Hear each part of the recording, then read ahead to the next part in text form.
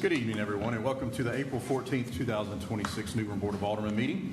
The prayer tonight will be coordinated by Alderman Best. Can you please take a moment with me as I pray? Heavenly Father, I come before you as humble as I know how, thanking you for giving us life and another beautiful day. Father, I ask that you would touch each one of us board members tonight. As we conduct the business of this city, give us the knowledge, the wisdom, and the understanding to know that whatever decisions we make will affect every citizen of this city. Amen. Amen. If you're able, please stand as we pledge allegiance to the flag of our country. I pledge allegiance to the flag of the United States of America and to the republic for which it stands, one nation, under God, indivisible, with liberty and justice for all. Madam Clerk, if you would please call the roll. Alderman Ferguson. Here. Alderman Bryant. Here. Alderman Astor. Here. Mayor Odham. Here. Alderman White. Here. Alderman Best. Present. Alderman Outlaw. Here. All right. Would like to welcome and acknowledge the Leadership Craven attendees that are present. If you would, please raise your hand. Thank you all for being here. Okay, Board, item number 3 is to approve the agenda. Are there any changes you'd like to make? Make a motion we approve the agenda as is. Second. I have a motion and a second. Is there further discussion? Hearing none, all those in favor say aye. Aye. Any approved? Opposed? Motion passes. Next is request and petition of citizens for agenda topics. Madam Clerk.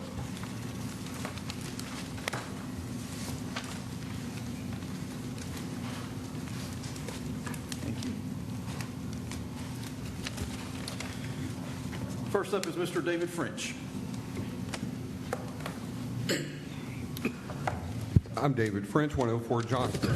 I'm here to protest Mayor Odham's decision to push the people of New Bern to the back of the bus with his moving the petition of citizens non-agenda items to the end of the meeting. Why cannot we, the people, be heard at the beginning as has been done for decades? Why would he restrict, restrain, and delay us? You all put your hands on the Bible and solemnly swore an oath to Almighty God to support the constitutions of these United States, the state of North Carolina, and the laws of the city of New Bern. United States Constitution Preamble. We, the people of the United States, in order to form a more perfect union, establish justice, ensure domestic tranquility, provide for the common defense, promote the general welfare, and secure the blessings of liberty to ourselves and our posterity, do ordain and establish this Constitution for the United States of America. The First Amendment. Congress shall make no law respecting an establishment of religion or prohibiting the free exercise thereof or abridging the freedom of speech or of the press or the right of the people to peacefully assemble and to petition the government for a redress of grievances. What is petition and redress of grievances? Quoting from the constitutioncenter.org, the right to petition the government for redress or grievance is among the oldest in our legal heritage, dating back 800 years to the Magna Carta and receiving explicit protection in the English Bill of Rights of 1689, long before the American Revolution. The right to petition plays an important role in American history. The Declaration of Independence justified the American Revolution by noting that King George III had repeatedly ignored petitions for redress of the colonists' grievances. Legislatures in the Revolutionary period and long into the 19th century deemed themselves duty-bound to consider and respond to petitions, which could be filed not only by eligible voters, but also women, slaves, and aliens. Second Amendment, a well-regulated militia being necessary to the security of a free state, the right of the people to keep and bear arms shall not be infringed. It was created to ensure and enforce our First Amendment rights. The Fourth Amendment, the right of the people to be secure in their persons, houses, papers, and effects. Was Cousin Mary Ann and I secure in our home? Absolutely not. We have been mistreated and defrauded by the federal, state, and local governments. I seek redress of my grievances. The North Carolina Constitution, Section 12, right of assembly and petition. The people have a right to assemble together to consult for their common good and to instruct representatives and to apply to the General Assembly for a redress of grievances. Declaration of Independence. We hold these truths to be self-evident, that all men are created equal, that they are endowed by their Creator with certain unalienable rights, that among these are life, liberty, and the pursuit of happiness. To secure those rights, governments are instituted among men, deriving their just powers from the consent of the governed, that whenever any form of government becomes destructive of these ends, it is the right of the people to alter or to abolish it, and to institute new government, laying its foundation on such principles and organizing its powers in such form as to them shall seem most likely to affect their safety and happiness. Seeing how this is our beloved constitutional republic's 250th anniversary, we would all do well to study our history and pay close attention to how our American Revolutionary War ancestors defended their rights given by Almighty God. You cannot say that you are not aware of your oath. A violation of your oath is called for your immediate removal from office. A word to the wise should be sufficient. Proverbs 29:2. When the righteous are in authority, the people rejoice. But when the wicked beareth rule, the people mourn. We, the people, are in deep mourning because of our federal, state, and local government's wicked rule. Repent. Turn from your wickedness. The Lord is our shepherd. We shall not want. I will not yield. What do you all have to say for yourselves? What do you have to say for yourselves? Thank you, Mr. French. Noted they have nothing to say. Next up is Margot Festerman.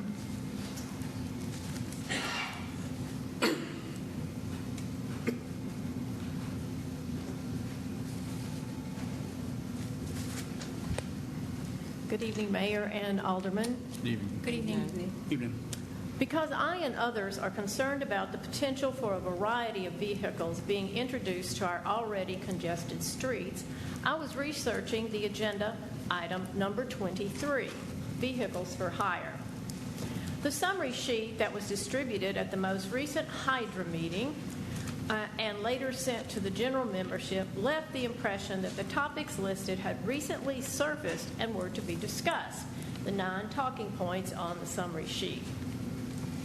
Needless to say, as I researched the agenda packet attached for this meeting, I was shocked to see a 16-page draft that had already been compiled. The purpose of the Chapter 82 reads as follows. The purpose of this chapter is to regulate vehicles for hire as defined herein in order to preserve the health, welfare, and safety of the citizens of the city and the protection of their property. Nowhere in the 16 pages is the, quote, special character of the historic district addressed, nor is the question of these vehicles being congruent with the special character as described in publications from the University of North Carolina School of Government. As an aside, the revelation that the pedicabs, quote, shall be permitted to allow the consumption of beer and unfortified wine during tours of the district is very disturbing with regard to transparency. While it can be legal, it seems to be nothing more than a rolling social district and conveniently absent from the summary sheet of talking points. The draft that was online included 8 paragraphs covering alcohol policy. If you seek acceptance among residents and businesses, I urge you to have a public hearing concerning this major alteration in the current ambiance of the historic downtown district that belongs to all New Bern residents. Thank you. Thank you. Thank you. Next up is Robert Rigg.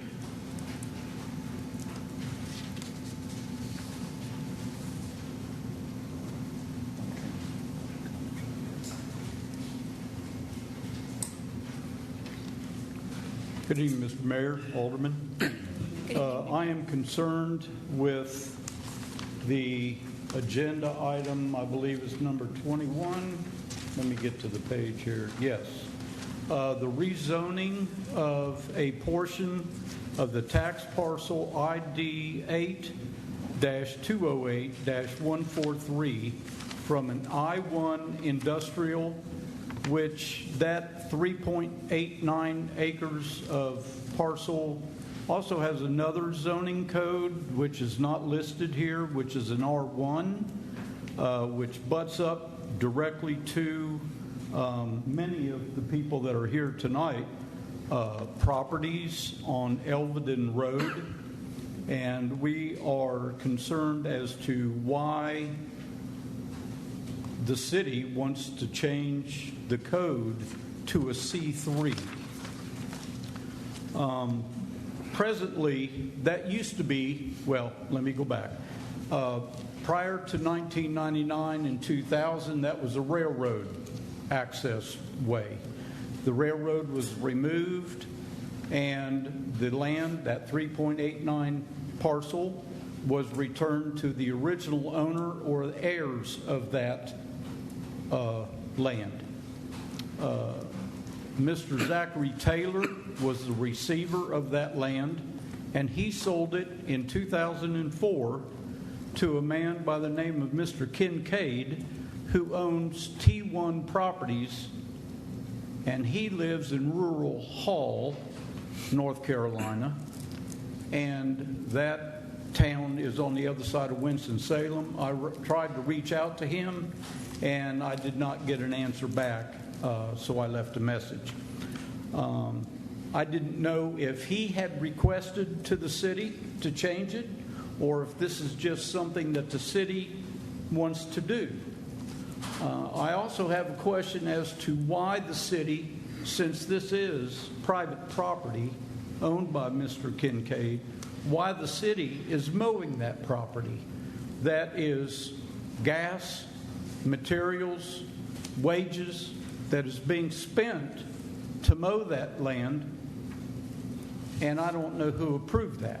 Now, that's been going on for about 8 to 10 years, ever since the city police department, before you became the chief, they found squatters back there on that land, and so the police department used that property to get back to the squatters to remove them. Since then, there hadn't been any. But my main question is, why does the city want to change the present code, R1 and I1, to a C3? Thank you. Thank you.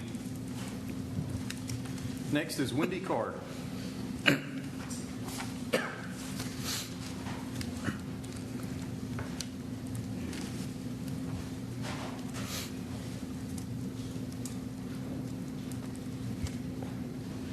Good evening, Board of Aldermen and Mayor.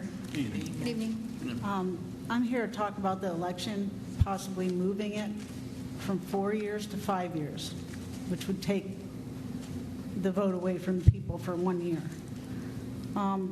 Last month, an alderman made a motion to extend your time in office from 4 to 5 years to save money. It cost $45,000 for last year's election and $43,000 for a runoff because certain people didn't get 50% plus one of the vote. That same alderman who made the motion then asked the board to consider taking $10,000 out of the board's special appropriation fund to hang things on the wall at City Hall. So $10,000. Perhaps you could take $12,000 out of your special appropriation fund to cover the cost of an odd year election to ensure it's a nonpartisan election. If you move forward with the plan to ask the General Assembly to move elections to a federal year, you risk turning the city's election from nonpartisan to partisan. Lastly, I was wondering if you all can have a discussion about the mayor's vote on all matters, because it's giving whoever is the mayor, not necessarily Mayor Odham, but whoever is in that seat gets to vote in that ward where they live. So that gives that ward 2 votes on all matters. So I'm asking that the board consider changing the language back to the original charter language that Alderman Prill asked for in October last year. Thank you very much. Have a good night. Thank you. Thank you. Next is Edwin Veeder. Okay, sorry.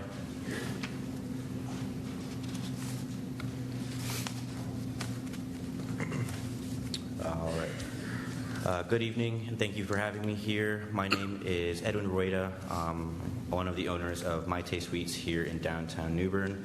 I am also on the executive board for Swiss Bear, and I happen to be a resident of New Bern as well.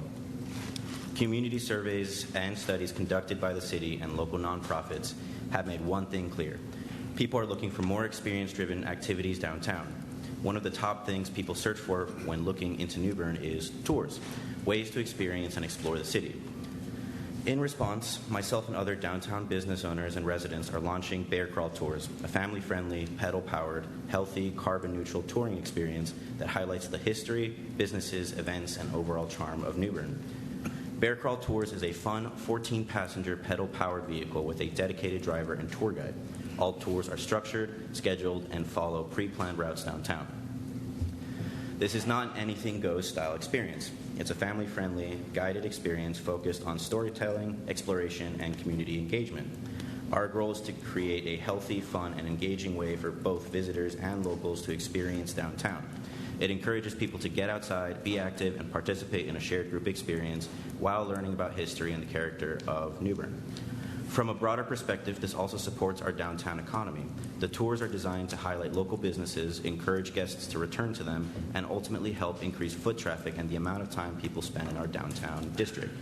This business will be a helpful connector between Five Points and the downtown district. Additionally, Bear Crawl Tours has the ability to support larger downtown events such as Mumfest and Footloose on the Noose by offering a group transportation option from parking areas into downtown core and back. This type of model has been successfully implemented in other historic downtowns in North Carolina, such as Beaufort and Southern Pines, where it has helped increase tourism engagement and bring added vibrancy to downtown areas. Each tour is guided by a trained driver host, routes are consistent and planned, and we carry full insurance coverage. The bike itself is outfitted with safety standards such as lights, reflectors, turn signals, seats, etc. We will also maintain a clear code of conduct for guests. We understand the importance of preserving the character of downtown, and we will be mindful of noise levels and respectful of residential areas.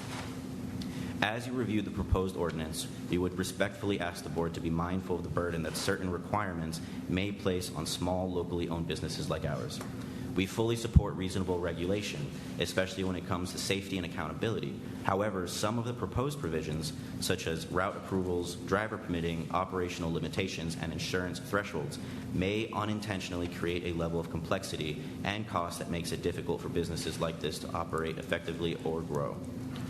Our goal is not to avoid regulation, but to ensure that it is fair, consistent with similar industries already operating in our city, practical to enforce, and supportive of small business innovation. We simply ask that commercial pedal vehicles be treated in a way that is aligned with other transportation and tour services already operating in New Bern, so that we can contribute to the downtown economy without being regulated in a way that makes the model unworkable. As local business owners, this is something we're building from within the community, not bringing in from outside. We care deeply about how it operates and how it reflects on downtown as a whole. Our goal here today is to share what we're doing, be transparent, and make sure that the city knows that we are going about this the right way from the beginning. We look forward to continuing to build a unique experience and work organically with the community to ensure Bear Crawl Tours is something New Bern can be proud of. Our website is currently under construction, but we're happy to take any questions after the meeting. Thank you again for your time. Thank you. Okay, board, next is the consent agenda. What's the pleasure of the board on items 5 through 19?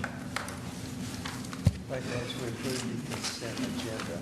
Second. I have a motion and a second. Is there further discussion? Hearing none, let's have a roll call starting with Alderman Ferguson. Alderman Ferguson. Yes. Alderman Bryant. Yes. Alderman Astor. Yes. Alderman White. Yes. Alderman Best. Yes. Alderman Outlaw. Yes. Mayor Odham. Yes, motion carries. Next is item number 20, the city manager's presentation of the FY 26-27 budget. Mr. Hughes. Good evening, Mayor. Alderman, we're pleased to present tonight's FY 27 budget. In front of you, you will find a budget book. Also, inside the book, you will find a PowerPoint presentation, which I'm about ready to go over. And so I'll go ahead and start. Before we jump into that, I do want to talk about some growth that New Bern has experienced. And it's exciting to see that while other cities in eastern North Carolina have seen a decrease in population over the last several years, between 2020 and 2024, New Bern has seen a 12.6% increase. Our current population as of July 1st, 2024 is 35,266. So that 12.6% increase equates to about almost 4,000 citizens. We're excited about that. Also, our land growth, our growth in land mass has grown as well. So since 2020, we have grown by approximately 331.56 acres, or about half of a square mile, through voluntary annexation. The city's land mass is currently at 30.41 square miles, and we anticipate that to continue to grow. Our residential development has seen significant growth in interest, with single-family lots currently approved or in review are 1,700 lots. There are also proposed 444 lots. For townhome units, there are proposed 306 units. For apartment units, there are proposed 834 units, and so far approved 528 units, bringing the total potential units coming to our city over the next few years is 3,852. So the majority of our growth we're seeing in West New Bern, as you'll see on the map there, and also south around Blue Water Rise and Carolina Colors area. Also in 2025, new businesses that came to town, we recorded 50 new businesses, and so far this year in 2026, we've seen 9 new businesses open in New Bern, so we're excited about that as well.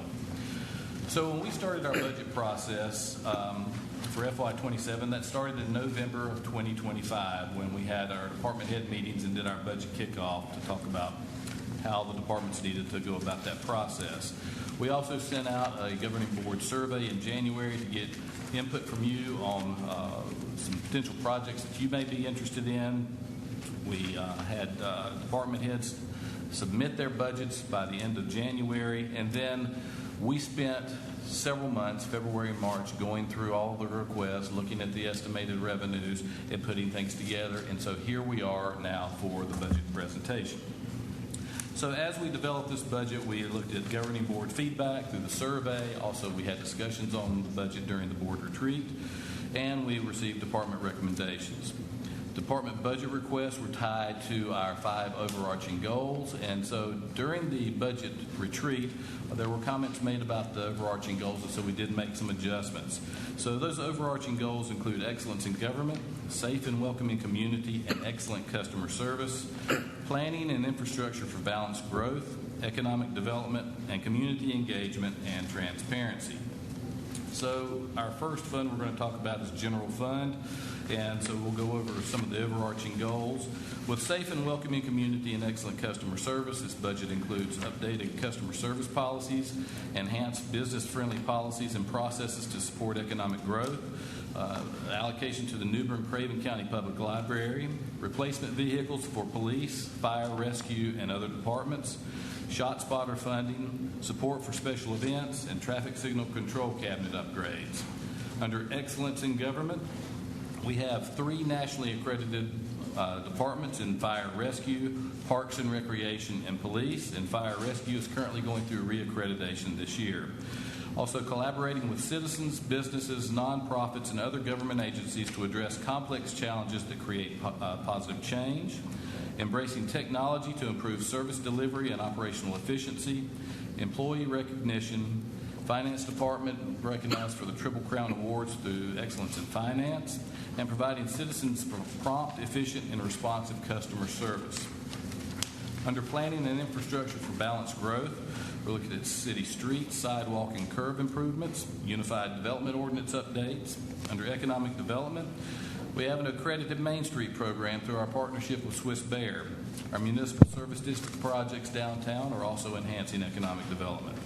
The Redevelopment Commission initiatives in partnership with the Craven County Chamber of Commerce and Craven 100 Alliance. Also a collaboration with the New Bern Area Housing Authority on the CNI grant, and a partnership with Retail Strategies to attract retail businesses. For community engagement and transparency, we broadcast meetings on City 3 TV, Facebook, YouTube, and Roku.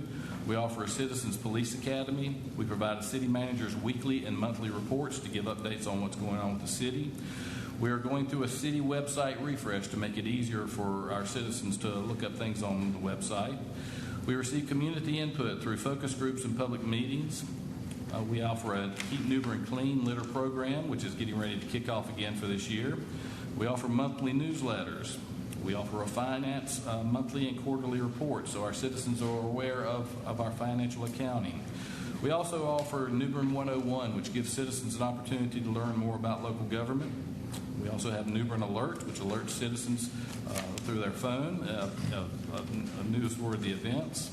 We have a robust social media engagement through a variety of our departments, and we have volunteer opportunities for committees, events, and programs. So as we look at the general fund capital for FY 27 through 31, we received, and this is for general fund, we received a total of $7.9 million in capital requests. We are proposing for FY 27 $3.3 million in capital request, and so as we look over the next 5 years, for FY 28, there have already been a request for $4.7 million in capital funds, $3.7 million in FY 29, in FY 30, $3.5 million, and in FY 31, $2.8 million. So that helps us kind of forecast to see what's coming down the pike from the departments. For FY 27, where do general fund revenues come from? So there are a variety of areas, and you can see on this pie chart.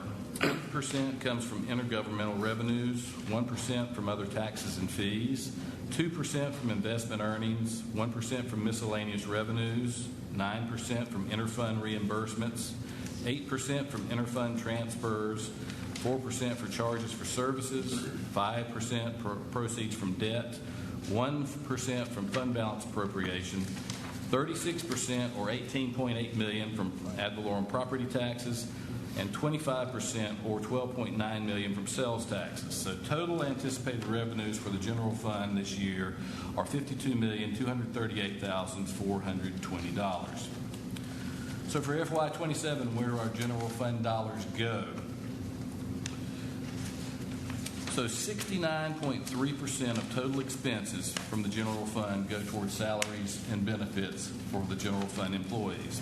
When we look at the department breakdown, 49% of general fund budget is allocated to public safety, and that includes 32% for police, 17% for fire, for parks and recreation, 9%, for development services, 5%, for public works, 21%, for debt service, interfund, and other funds, 1%, for general government, 4%, technology, 4%, finance, 5%, and human resources, 2%.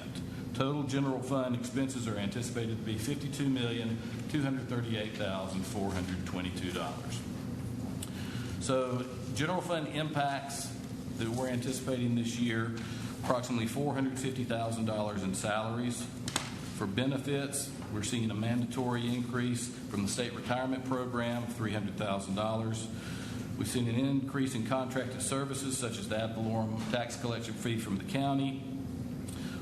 Property and vehicle insurance has increased. Also some contracts, notably with the police department with body-worn cameras, has increased in a total amount of $400,000. An increase in supplies and materials, $200,000. Capital, over $1 million. And transfers, $380,000. So a total of $2.7 million on the expenses.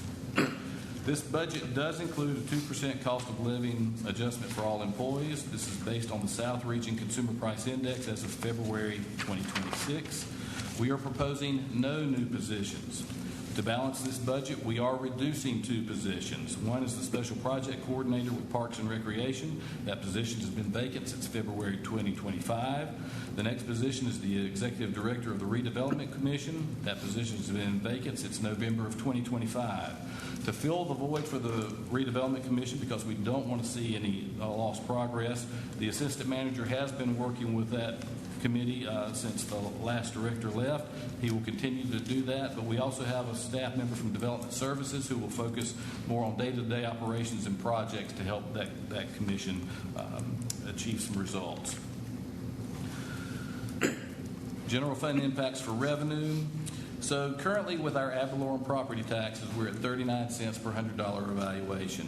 1 cent is equal to $547,000. The assessed property values increased this year by $145 million to $5.47 billion. That brings in an estimated $565,500 in additional revenue. So the budget does include a proposed 3-cent property tax increase, and that includes 2.75-cent increase from the general fund obligation bonds, which our voting citizens of New Bern voted for in October of 2025 for parks and recreation, street, and stormwater projects. It also includes a proposed 1/4-cent property tax increase to support general fund operations and help balance the budget. That would bring in approximately $136,750. So that 3-cent increase would propose to take the tax rate from 39 cents to 42 cents. For sales tax, we're estimated at bringing in an additional $805,000 over last year, totaling $12.9 million. The impact of the proposed tax rate increase on property owners in the city: if you own a piece of property that's valued at $100,000, you should expect to see an additional $30 bill on your taxes. If you own a $200,000 property, you should expect to see an extra $60 tacked onto your bill. If it's a $300,000 property, you'd expect to see a $90 added onto your bill. And if you have a $400,000 property, expect an additional $120 added to your tax bill. To balance the general fund budget, the initial general fund budget request totaled over $58 million. And to balance this, we reduced the budget by approximately $6 million, and it hurt. We also allocated $500,000 from fund balance, and we also are recommending rounding up the tax rate by 1/4 cent. The total proposed FY27 general fund budget is $52,238,420. This was a decrease from FY26, mostly due to moving debt service to a separate debt service fund, and that's at the recommendation of the LGC and accounting standards by the Finance Officers Association. This proposed budget does maintain current level of service to our citizens. With the Municipal Service District Fund, the MSD property valuation remains at $200 million. There is no proposed change to the MSD ad valorem tax rate of 11.22 cents and no increase to the proposed budget. The MSD Advisory Committee did make several recommendations which the board approved during FY26, and those major projects included downtown crosswalk upgrades, Riverwalk Fishing Pier parking lot, and the Craven Street and Bear Plaza renovations, which will be taking place starting really at any time. For the enterprise funds, this budget focuses on overarching goals such as excellence in government by including control system server replacement and software updates, safe and welcoming community, security system replacement, service vehicle and equipment replacements, and planning and infrastructure for balanced growth, which includes electric infrastructure improvements, water supply and well rehabilitation projects, water system improvements, and sewer system and pump station improvements. For the enterprise capital funds, a total of $5.5 million was requested, and we are proposing to fund $3.8 million in capital expenditures. The biggest cuts came from our electric utility on that. In FY28, the request is $5.1 million. In FY29, the request is $6 million. The request in FY30 is $6.8 million, and FY31 is $6.4 million. That does not include infrastructure capital, which you'll see on the next slide. So in FY27, water sewer does have some projects, and there's $10 million. And then with electric, they recommended $7 million, so for a total of $20.8 million for major infrastructure in 27. In FY28, projecting $49.7 million in infrastructure improvements. FY29, $29.4 million. FY30, $29.8 million. And FY39, $42.4 million. So major infrastructure capital expenses are not included in the annual budget. These projects will be set up in multi-year project funds, and as we go through this budget year, we will have more discussions on those projects. For FY27, where does the revenue come from for enterprise funds? 4% comes from solid waste fees, 4% from fund balance appropriated, 6% from other revenues, 11% from water service fees, 13% from sewer service fees, and 62% from electric service fees. Total enterprise fund revenues are anticipated to be $114,047,690. So where do those dollars go? 66% go to the electric fund, 5% to solid waste fund, 14% to the water fund, and 15% to the sewer fund. Total enterprise expenses $114,047.690. So with the enterprise fund budget impacts, salary and benefits, that takes up 17% of the total enterprise fund budgets. We do anticipate one new position in sewer department, which is a treatment plant maintenance mechanic. With the electric utility, we're proposing a reduction of 2 positions and the addition of 4 positions. The reductions include an electric engineering manager. That position has been vacant since 2023. And an IT systems analyst. That position has been vacant since 2022. And proposing to use what had been previously budgeted to go toward these additions. And that would be for 1 billing service representative, 1 customer service representative, 1 payment service representative, and 1 utility control system operator. Additional impacts include with the electric utility, $3.3 million increase in cost of purchased power, and with the solid waste rate increase of 3%, that is through GFL contracts and landfill tipping fees. So our customers should expect to see a 45-cent increase per month for residents for a 65-gallon cart. That bill should go from $19.55 to $20 per month.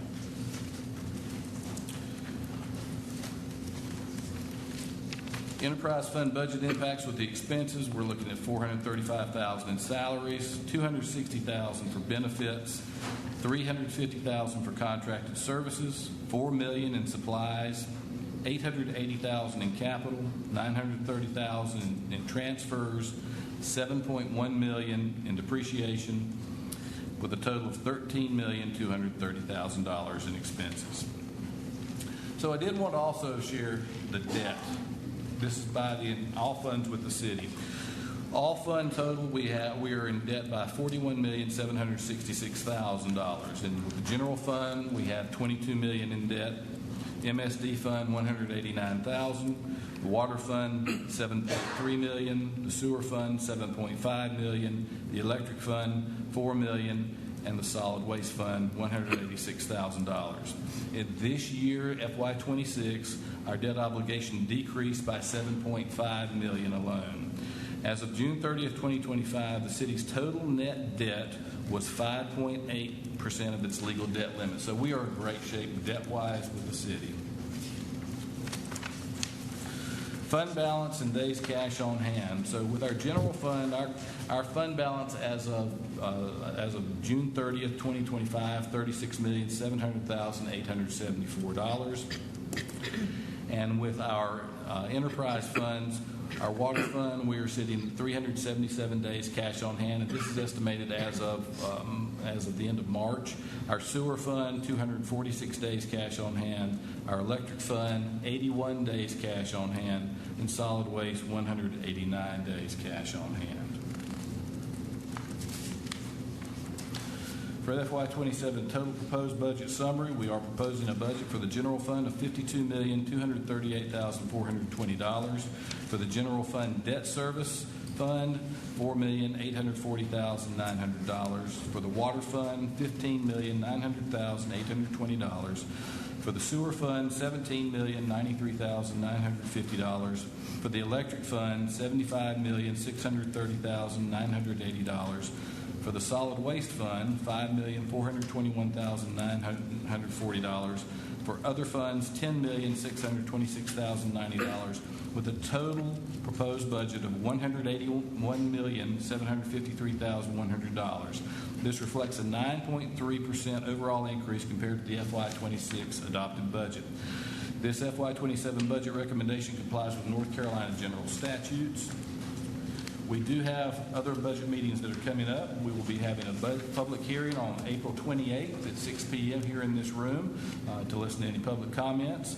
And then we will have a budget workshop on May 5th at the Stanley White Recreation Center at 9 a.m. where we will discuss any questions or concerns the board has and any recommendations you have. And our goal is to adopt this budget on May 12th, 2026. This proposed budget is available for review at the City Clerk's office starting tomorrow morning. It will also be available at the New Bern Craven County Public Library. It is currently available on our finance page at newbernnc.gov. The governing board has this as well. I want to thank all of our department heads for all of the hard work they put into this budget this year. Thanks to Kim Oster, my finance director. Thank you to Tanya Harms, who spent a lot of time working on this. She's our budget administrator. The rest of our finance department who worked very hard, especially over the weekend, putting everything together. And we look forward to having further discussions with the board. All right. Thank you, Mr. Hughes. Next up is item number 21, conduct a public hearing and consider adopting an ordinance to rezone tax parcel ID 805208 on News Boulevard and 2501, 2503, 2507, and 2511 News Boulevard from C3 Commercial and R15 Residential to only C3 Commercial, and rezone a portion of tax parcel ID 8208143 from I1 Industrial to C3 Commercial.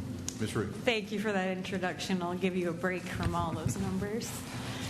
We have this evening 6 parcels before you. We are requesting a change in zoning on. This is a city-initiated zoning package. Periodically, we'll bring you properties we'd like to see the zoning changed or clean up. All 6 of these parcels are ones that started when we were looking at them as a cleanup, and I'll explain why as we walk through our presentation this evening. So this application is coming to you from staff. We have a location on Neuse Boulevard as well as South Glen Burnie Road.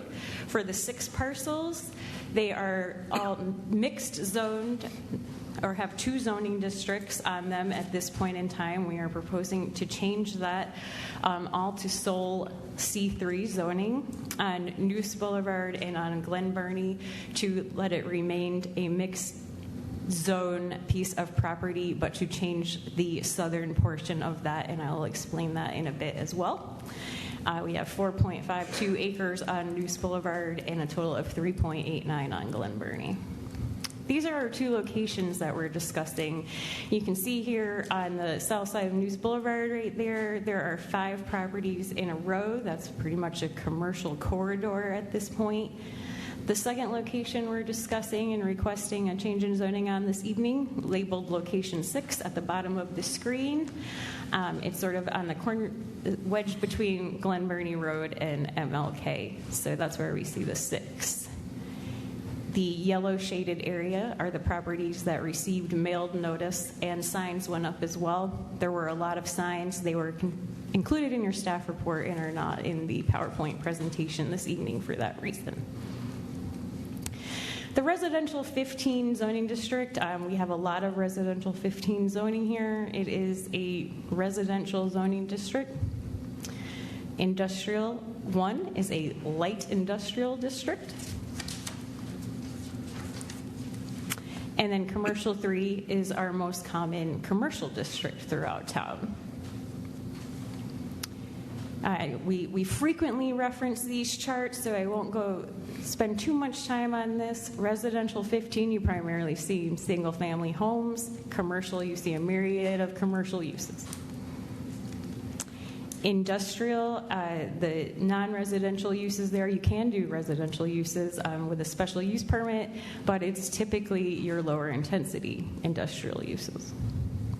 And this is what our zoning map looks like today. And so this came up because we had a request for a change in use out on Neuse Boulevard. And our zoning administrator looked at these parcels and said, because there was commercial properties and there was also residential zoning on it. We are requesting to basically turn that all red. So those parcels which are being used commercially are all zoned fully commercial. keep that neat and clean.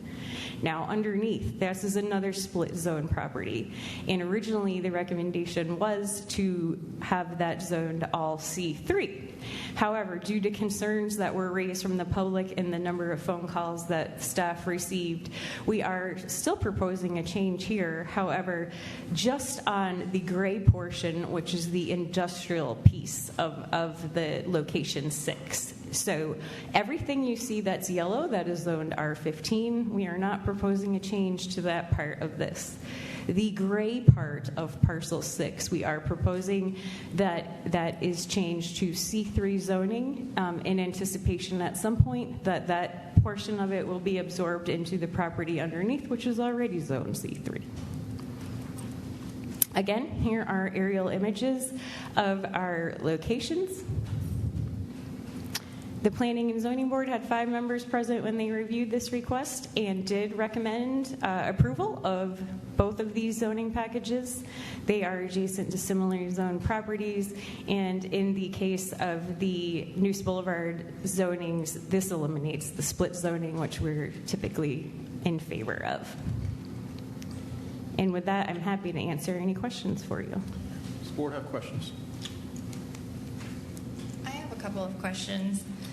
Just for the benefit of the gentleman who came up, it sounds like one of these rezoning requests was initiated by the city, and then one was requested by a resident. The one in Ward 2 was requested by a resident. Is that correct? Neither of these were requested by the public. Sorry, I misunderstood that. Yeah. And this is part of the cleanup and the modernization that you started several months, years back? These are just situations that have come up recently, and while we were fixing the split zoning out on Noose Boulevard, there's more coming towards you as well, not knowing how fast we're getting a new zoning map with all the state changes. We've got quite a list of properties that we would like to see change that make more sense. Now remember, you could consider this to be requested by these owners because we do have to have written consent to change zoning now based on some of the changes that we've been dealing with, and our legal team has obtained written consent for these changes on all 6 parcels. And just to add to that, Mayor, members of the board, the reason staff initiates these is when we come across these head scratchers, it seems unfair to put the burden on the property owner to fix a zoning issue that at some point in history the city created. So this is a cleanup to help make things much more organized for staff and the property owner. With respect to your question about what we're going to call location 6, that's the parcel, that's the railroad right-of-way that lies kind of behind Royal Farms. That property, the commercial district that Jess pointed out that lies to the west of Royal Farms is commercial, and that developer and their attorney reached out to me and staff to inquire about their legal ability to put some of their parking spaces in that currently existing industrial railroad strip. And it turns out legally that their parking lot, even 20 feet of it, cannot exist in that industrial zone.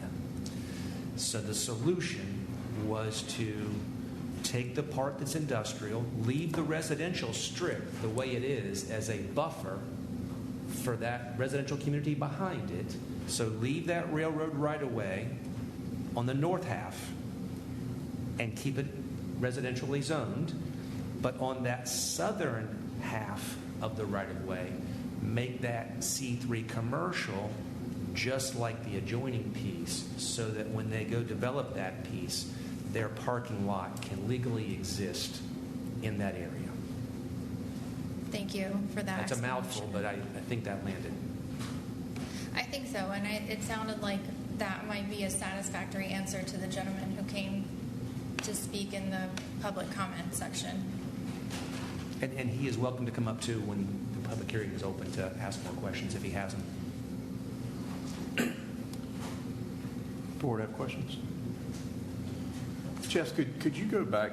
I think it's a couple slides that showed the zone right there. So red is C3? That's right. And what is gray? Industrial 1.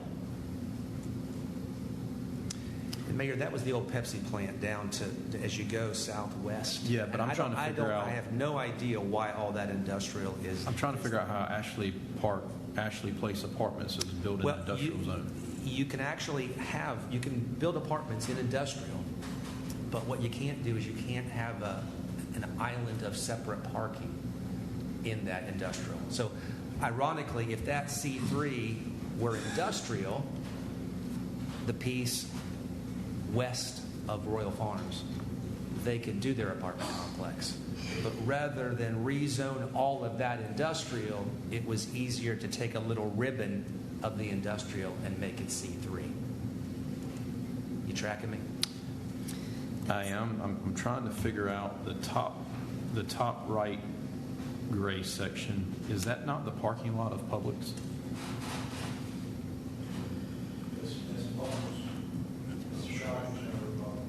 I know that the pink above that is Publix, but I think that gray was the parking lot. So I was surprised to see all of that industrial, to be honest with you. Yeah, as were we.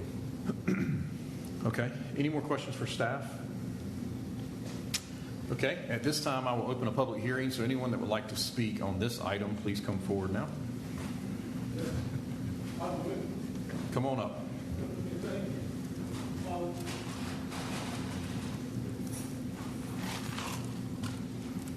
I think there's some, on this map, it does not show that there is presently a ditch that is approximately 15 to 20 feet wide and about 12 feet deep that has water flowing through it 24/7. 24 hours a day, 7 days a week, water flows. Sometimes it's 4 inches deep. Sometimes during heavy rains, it's a foot deep to 2 feet deep. During Hurricane Florence, it was completely full. So it may be that the city deemed it industrial I-1 because of the stormwater flow that it occasionally has. I don't know that. I don't see how you could fill it in. I don't see how you can build on it. In my opinion, it just ought to be left alone as it is. The apartments that were built there about 6-8 years ago, there were no code changes that needed to be made to build those apartments. When Publix was built, the land that Publix is on was changed to commercial. I believe it was already a C3 property to begin with because it was right on Glen Burnie, where the Sonic is located. All that land was C3. There used to be a roller rink there, and it was tore down to build the apartments. Before Royal Farms was there, that property was owned by Pepsi, and there was a Pepsi warehouse on that property. So that property was all C3. We're only talking about this little 3.89 strip of land that is primarily a ditch. All the property owners maintain that property that is on the north side of that ditch. Almost every one of these property owners here mow that to keep it clean because it's up against their own property. I don't see why it needs to be changed. Yes, sir. And just while you're there, yes, sir. Just to be clear, the strip that you're mentioning, yes, sir, when mows, will remain unchanged. This proposal doesn't change that at all. That, if you look at that map, that it's hard to see, but there's a green box with the number 6 in it. Yes, sir. That is existing residential, and that will not change. Okay. So it's just the southern half of that strip The gray ribbon. That's on the south side of Yes, the sir, ditch? across the ditch, Okay. which will become red to match the commercial piece. But that's not what the initial letter I got stated. Gotcha. That would have been an error then. Okay. Yes. Well, every one of the property owners got that same letter, and that's why we're all here tonight, is to find out why. Yes, sir. And those are great questions. And your point about the ditch is well taken. That ditch will not be interfered with. That's a major drainage artery of the city, and that will, whoever owns that at any point in time will have no legal right to fill that or disrupt that flow of water. Okay. Mr. Rigg, before you leave. Yes, sir. Is that ditch is the area that you were talking about that the city gets, that we cut and maintain and clean, correct? Yes, sir. Okay. All right. And to answer that, our stormwater crews do mow that so they can get access if needed, if there are any issues drainage-wise. Well, we appreciate when they put that mowing machine down into the ditch to cut growing trees and brush and stuff up in there. We appreciate that. I just don't see why they mow the grass on both sides of the ditch. I know this is a public hearing for the public to come out and make comments, and staff and elected officials are making some comments. I was going to wait till it was the appropriate time for the council to make comments, but I think I'm going to go ahead and get my 2 cents worth in while everybody else is. Years ago, prior to the bowling alley, not a skating rink, a bowling alley. Yes, sir. That was a building supply business. Yes, sir. There was also a fuel market there at one time. That's now Enterprise. And then there was Pepsi and Coca-Cola. And the majority of it was kind of a quasi-industrial use. I think that's where the I-1 came from. For some time after the building supply ceased to be a building supply and it became a bowling alley, there were portions in the rear that were kind of in a interim state of what we're going to do with it. And I got complaints as an alderman at the time about rats, unsightly debris, a lot of stuff stockpiled back there.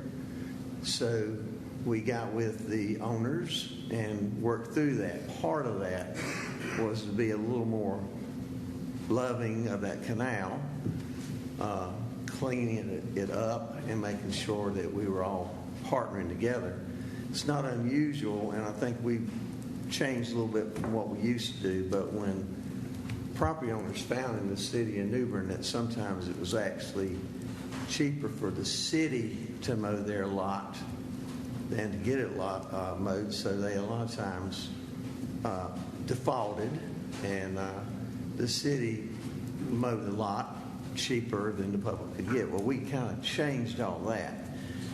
But again, it's not unusual in New Bern with major canal drainage arteries, including the Greenbrier Canal and other canals, Jack Smith Creek and yours, that the city does do maintenance. But that was kind of the historical background on why things are. Again, I was going to wait to make these comments. Historically, years ago, before people were used to living out in the country, and what you did with your garbage is you took it to the lowest part of your backyard and dumped it. That's all over New Bern still. New Bernians, to kind of get them familiar with zoning, it was not unusual that we did this dual zoning, and kind of as a buffer, what was commercial had a bit of residential to it, but the majority zoning was the commercial or whatever, and so that would kind of take precedence over the other.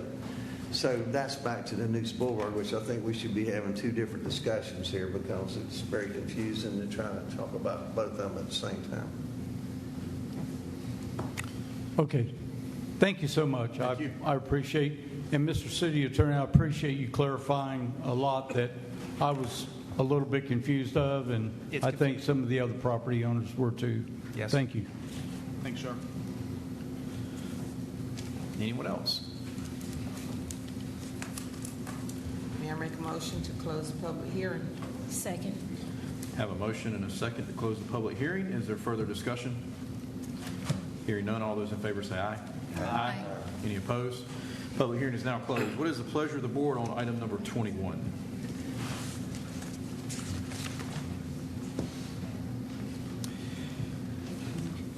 Mr. Mayor, I make a motion to adopt an ordinance to rezone tax parcel ID 8-052-088 on News Boulevard and 2501, 2503, 2507, and 2511 News Boulevard from C3 commercial and R15 residential to only C3 commercial, and rezone a portion of tax parcel ID 8208-143 from industrial to C3 commercial as presented. Second. Have a motion and a second. Is there further discussion? I have a question, and this is I'm going direct toward the attorney. Is it appropriate that I make substitute motion to? I agree with the motion, with the exception of parcel 8-208-143. Well, that motion's on the table. If they want to withdraw their motion, they can. Otherwise, they're entitled to have that motion voted on and see where it goes first. I'm a little concerned and opposed to the motion because I don't know that the public and myself included, and it sounds like the mayor, item 6 was what I thought adjoining the residential portions of Kings Road was the portion. You're saying, I see what you're talking about now, but the emphasis was on that item 6, which adjoins the property owner. So I think at the very least, I'm not saying what my position on that is until the neighborhood gets the proper information that's correct to do that motion, and then the maps show up and it's that part, item 6. I don't see a meets and bounds or any other means of knowing for sure if we are talking about that gray strip that goes up to item 6 or not. We 100% are talking about the gray strip. I drafted the legal description, so I'm quite confident that we are only talking about the gray strip that lies north of the red C3 parcel and stops at the southern edge of the existing residential zone. It was my recommendation to staff and the property owner that they not disrupt that existing residential zone just for this reason. Yeah. And my other concern about that item is whether or not I'm doing the neighborhood a favor or not, that there was not enough discussion on the part of the neighbors or anybody else as to whether or not, am I doing them a favor to get away from I-1 and have C3? Because to me, C3 might be a more benign contiguous zoning than the I-1. I-1, as you see with everything's been done out there, there's a lot of things other than, it looks to me like there's a lot of room for error with I-1 more so than with C3. But I don't know, the Kings Road community has been, with the public hearing notice and all, been properly made aware of that. Alderman Outlaw, if I could maybe ask Ms. Rue if she could come forward. I believe you mentioned that the concerns from the neighborhood is what drove the decision to keep that strip. Right. Originally, this was all proposed to be red, get rid of the split zoning. Scott and I and staff have all discussed this at length on what to do with this. So when we went to one meeting a month, sometimes mail notice for public hearings before something has gone to Planning and Zoning Board. And when this went to Planning and Zoning Board, it was proposed, when those letters went out, to be all red. That wasn't an error. It was trying to keep things moving efficiently. But the whole purpose of the change in zoning to 6 would be to eliminate the I-1 at Scott's recommendation to make it red. to make it C3. So that is neat and clean, and so we're not building something on there, whether it ends up being a parking lot or something else, and we don't have this situation like we have on locations 1 through 5, where we can't tell somebody exactly what they can or cannot do without a PhD, because you've got two very different zones on one parcel. So item six, what is that zoning with Mr. Ferguson's motion going to be or remain? The top piece would remain yellow, the gray piece would become red. And so item 6 is going to be a residential zone. Location 6, my understanding is the original proposal from staff was that location 6 was all red. Right. And for reasons discussed today, Right, we said, let's not do that. And for reasons discussed and phone calls that you got from concerned citizens, made the decision, let's do a split where we keep the north portion of location 6 residential as that buffer to protect those people right there. That's right. And then the south portion that is gray, which is industrial, which is a higher density use, to change that to C3 to actually lessen the density for that southern portion, and we have the consent of the property owner to do that. That's correct. All right. Yeah, so that's... Okay, and all this happened today, did it? When did this happen? During the P&Z meeting. During the planning and zoning board meeting. Okay, so again, back to what, after your motion, if it passes, what is item 6 going to be zoned? It's going to be a split zone from residential, which I think is that R15, right? Yes. So split zone R15 and C3. So to about the ditch, the north side would be R15, the south side would be C3. Is that correct? Correct. Yes, sir. R15 is currently in place. That's not changing. So we're asking, I guess the request is to change the zoning on half of the parcel. And again, for clarification, I gave the gentleman a map. I looked all this stuff up today, but that looked I-1 up to where Kings Road starts was I-1. Is that correct? I'm not absolutely... You got Scott, the maps, or what was you it? just drew the meets and you described it. Can you answer that? I drafted the zoning change to be the sliver north of the C3, the red block.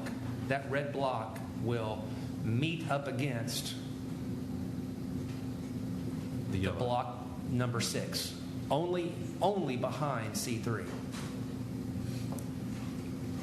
And the reason is that's the developer whose future parking lot is going to be built partially in that gray sliver. And they cannot do that with the split zone. So their plan is to acquire that gray sliver, that gray ribbon, so that they can then extend their complex and their parking lot for the apartments into that gray sliver. Okay, so we have a motion and a second on the table. Is there further discussion on that?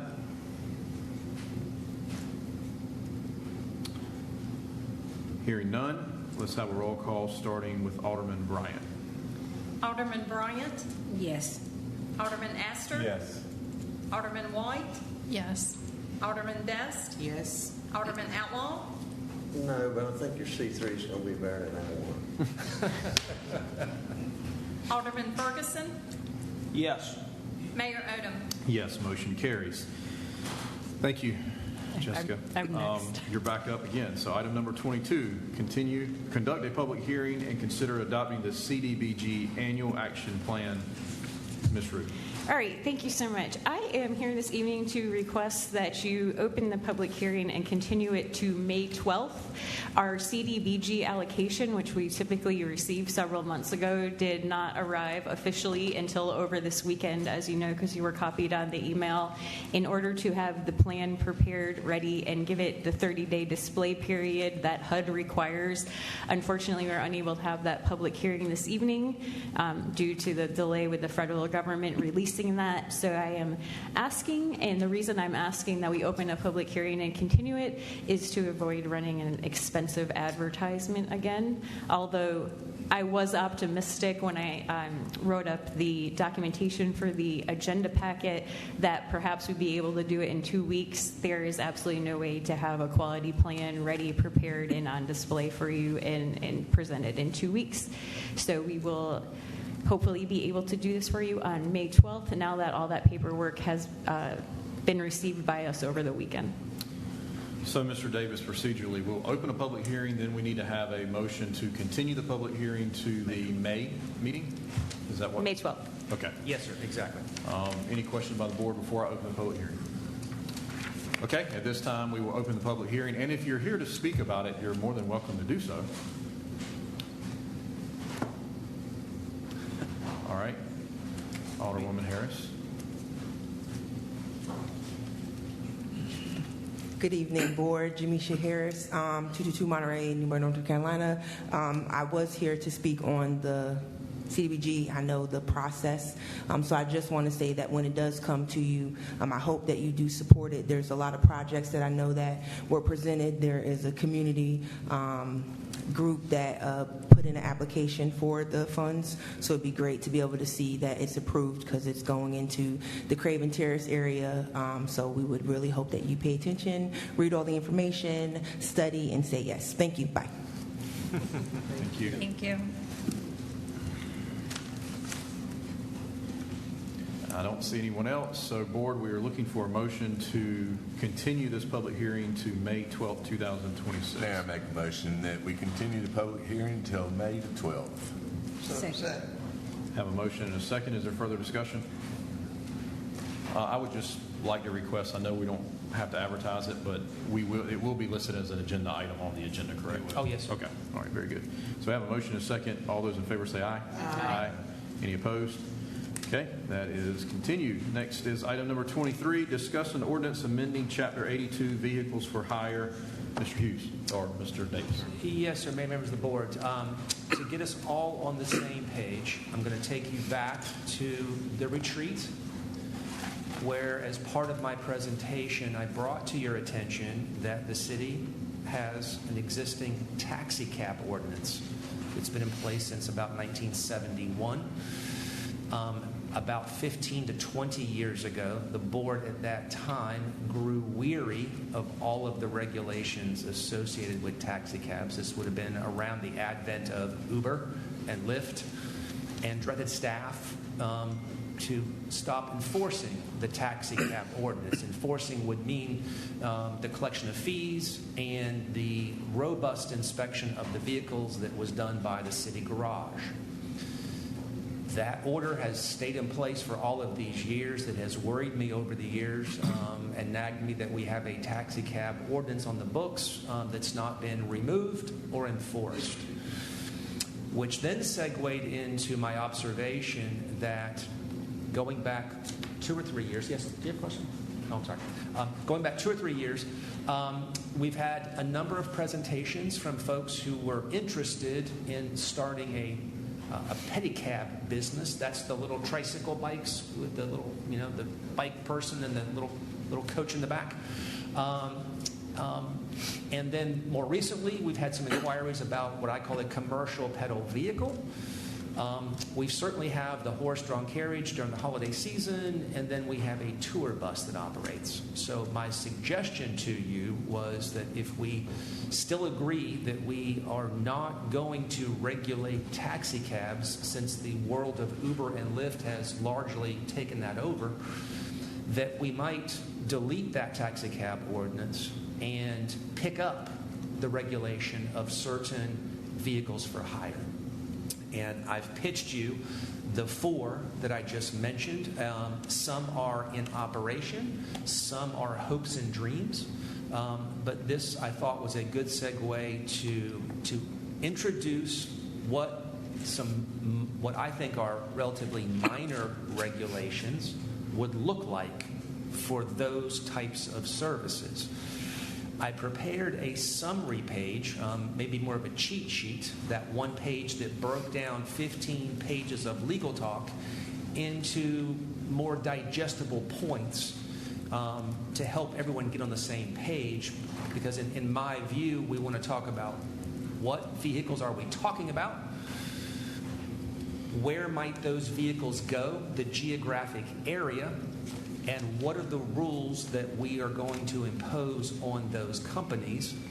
And I started with a baseline of the rules that are required for Uber and Lyft drivers, thinking that if the public felt safe in an Uber, then that was a good starting point for us to think about how one might want to review the company that's proposing the use, and also vet the drivers in the same way that Uber drivers are vetted. So that's what you have before you. It is simply my best effort to give you a foundation and narrow your focus so that we can then discuss whether we want this or not, and if so, how to tweak the starting point that I've given you. It's important to point out that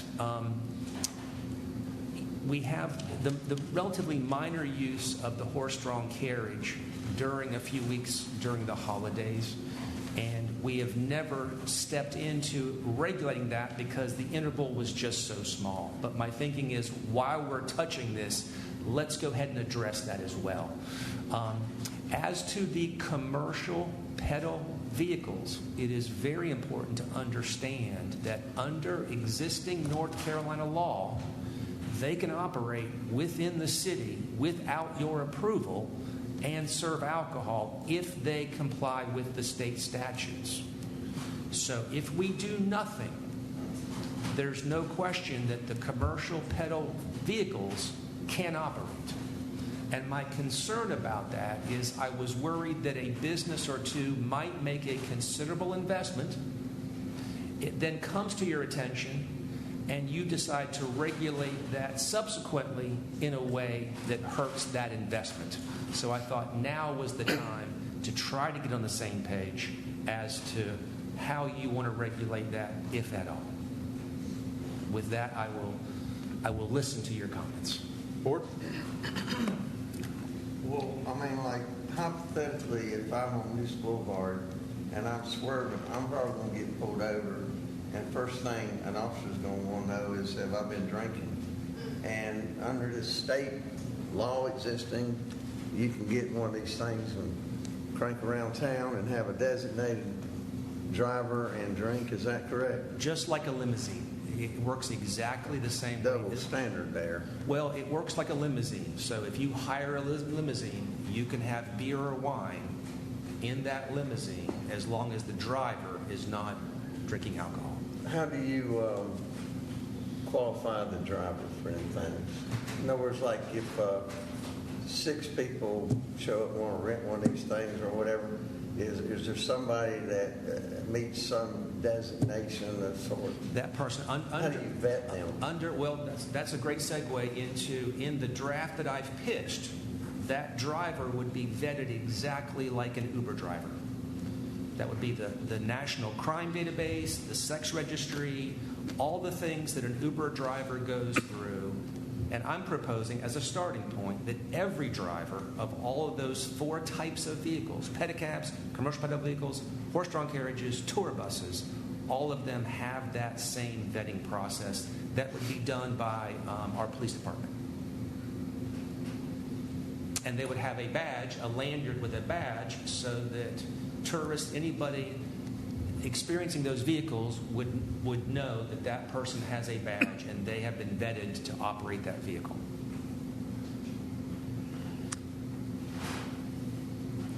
So when we discussed this at the retreat, shortly thereafter, I got a call from a prospective business that wanted to operate something similar to the commercial pedal bicycle.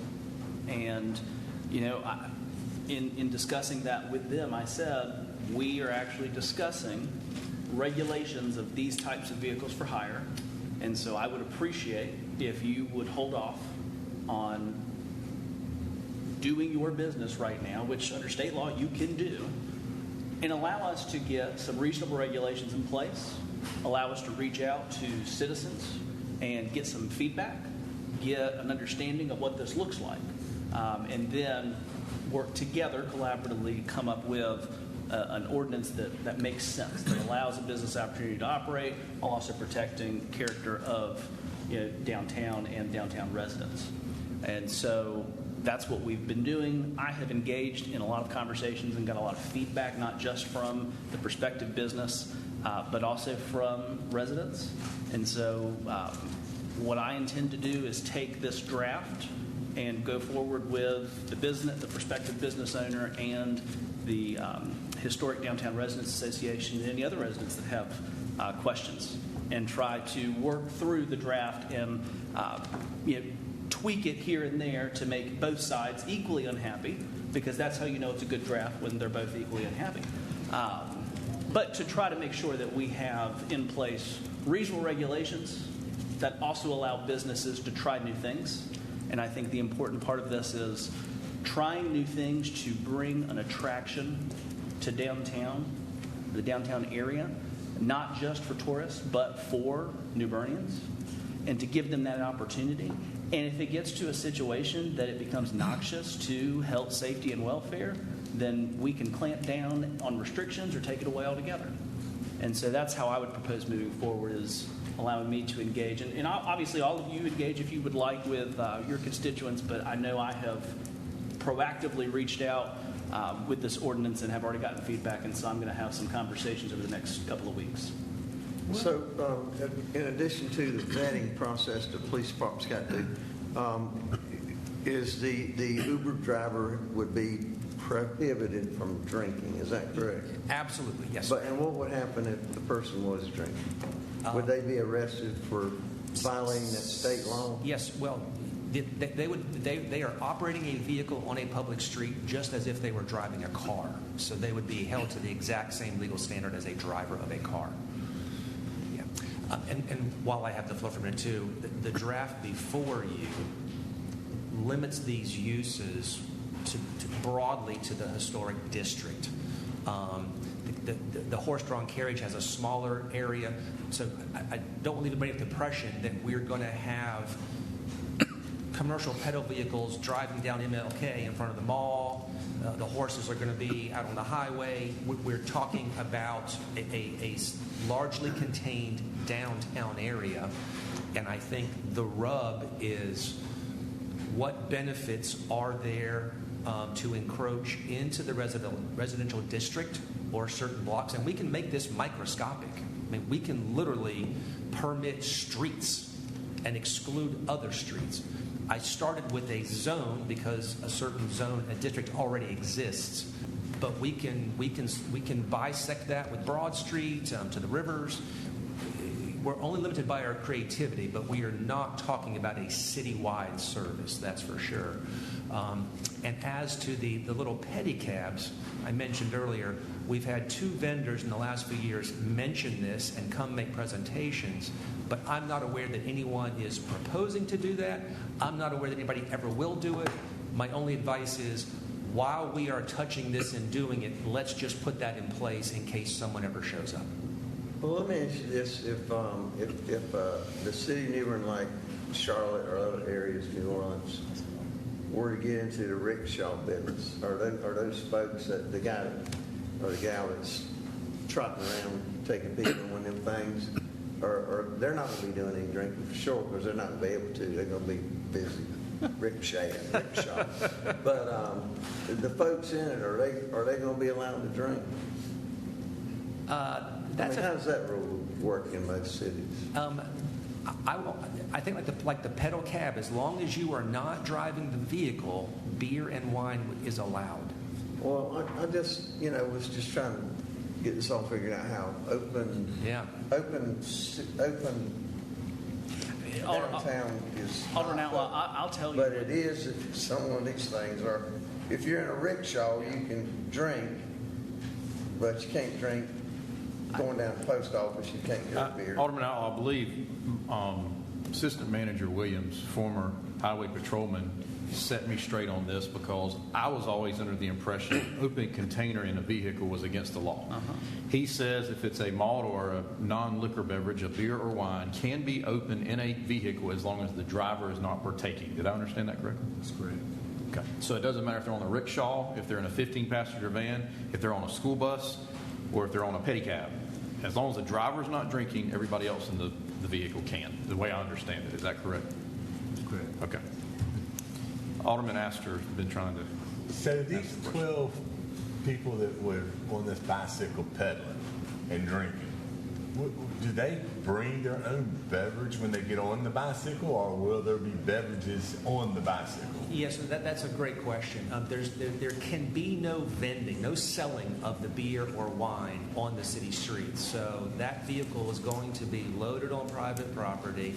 The unopened alcohol will be delivered to the vehicle, and then those peddling and providing the power can have their beer or wine.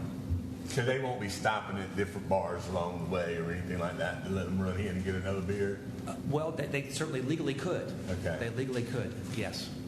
I also think the important thing to understand with the commercial pedal vehicle, it's not, under state law, drinking is allowed, but that's, up to a business model of how you do that, if that's the only thing you're going to do, or if it's you're going to do family activities, you're going to do Christmas lights, you're going to do history tours. And so, I think it's frankly, the state allows this already, and it's up to a business owner for how they're going to structure their business, if it's solely based on, drinking, or is it a variety of different tours.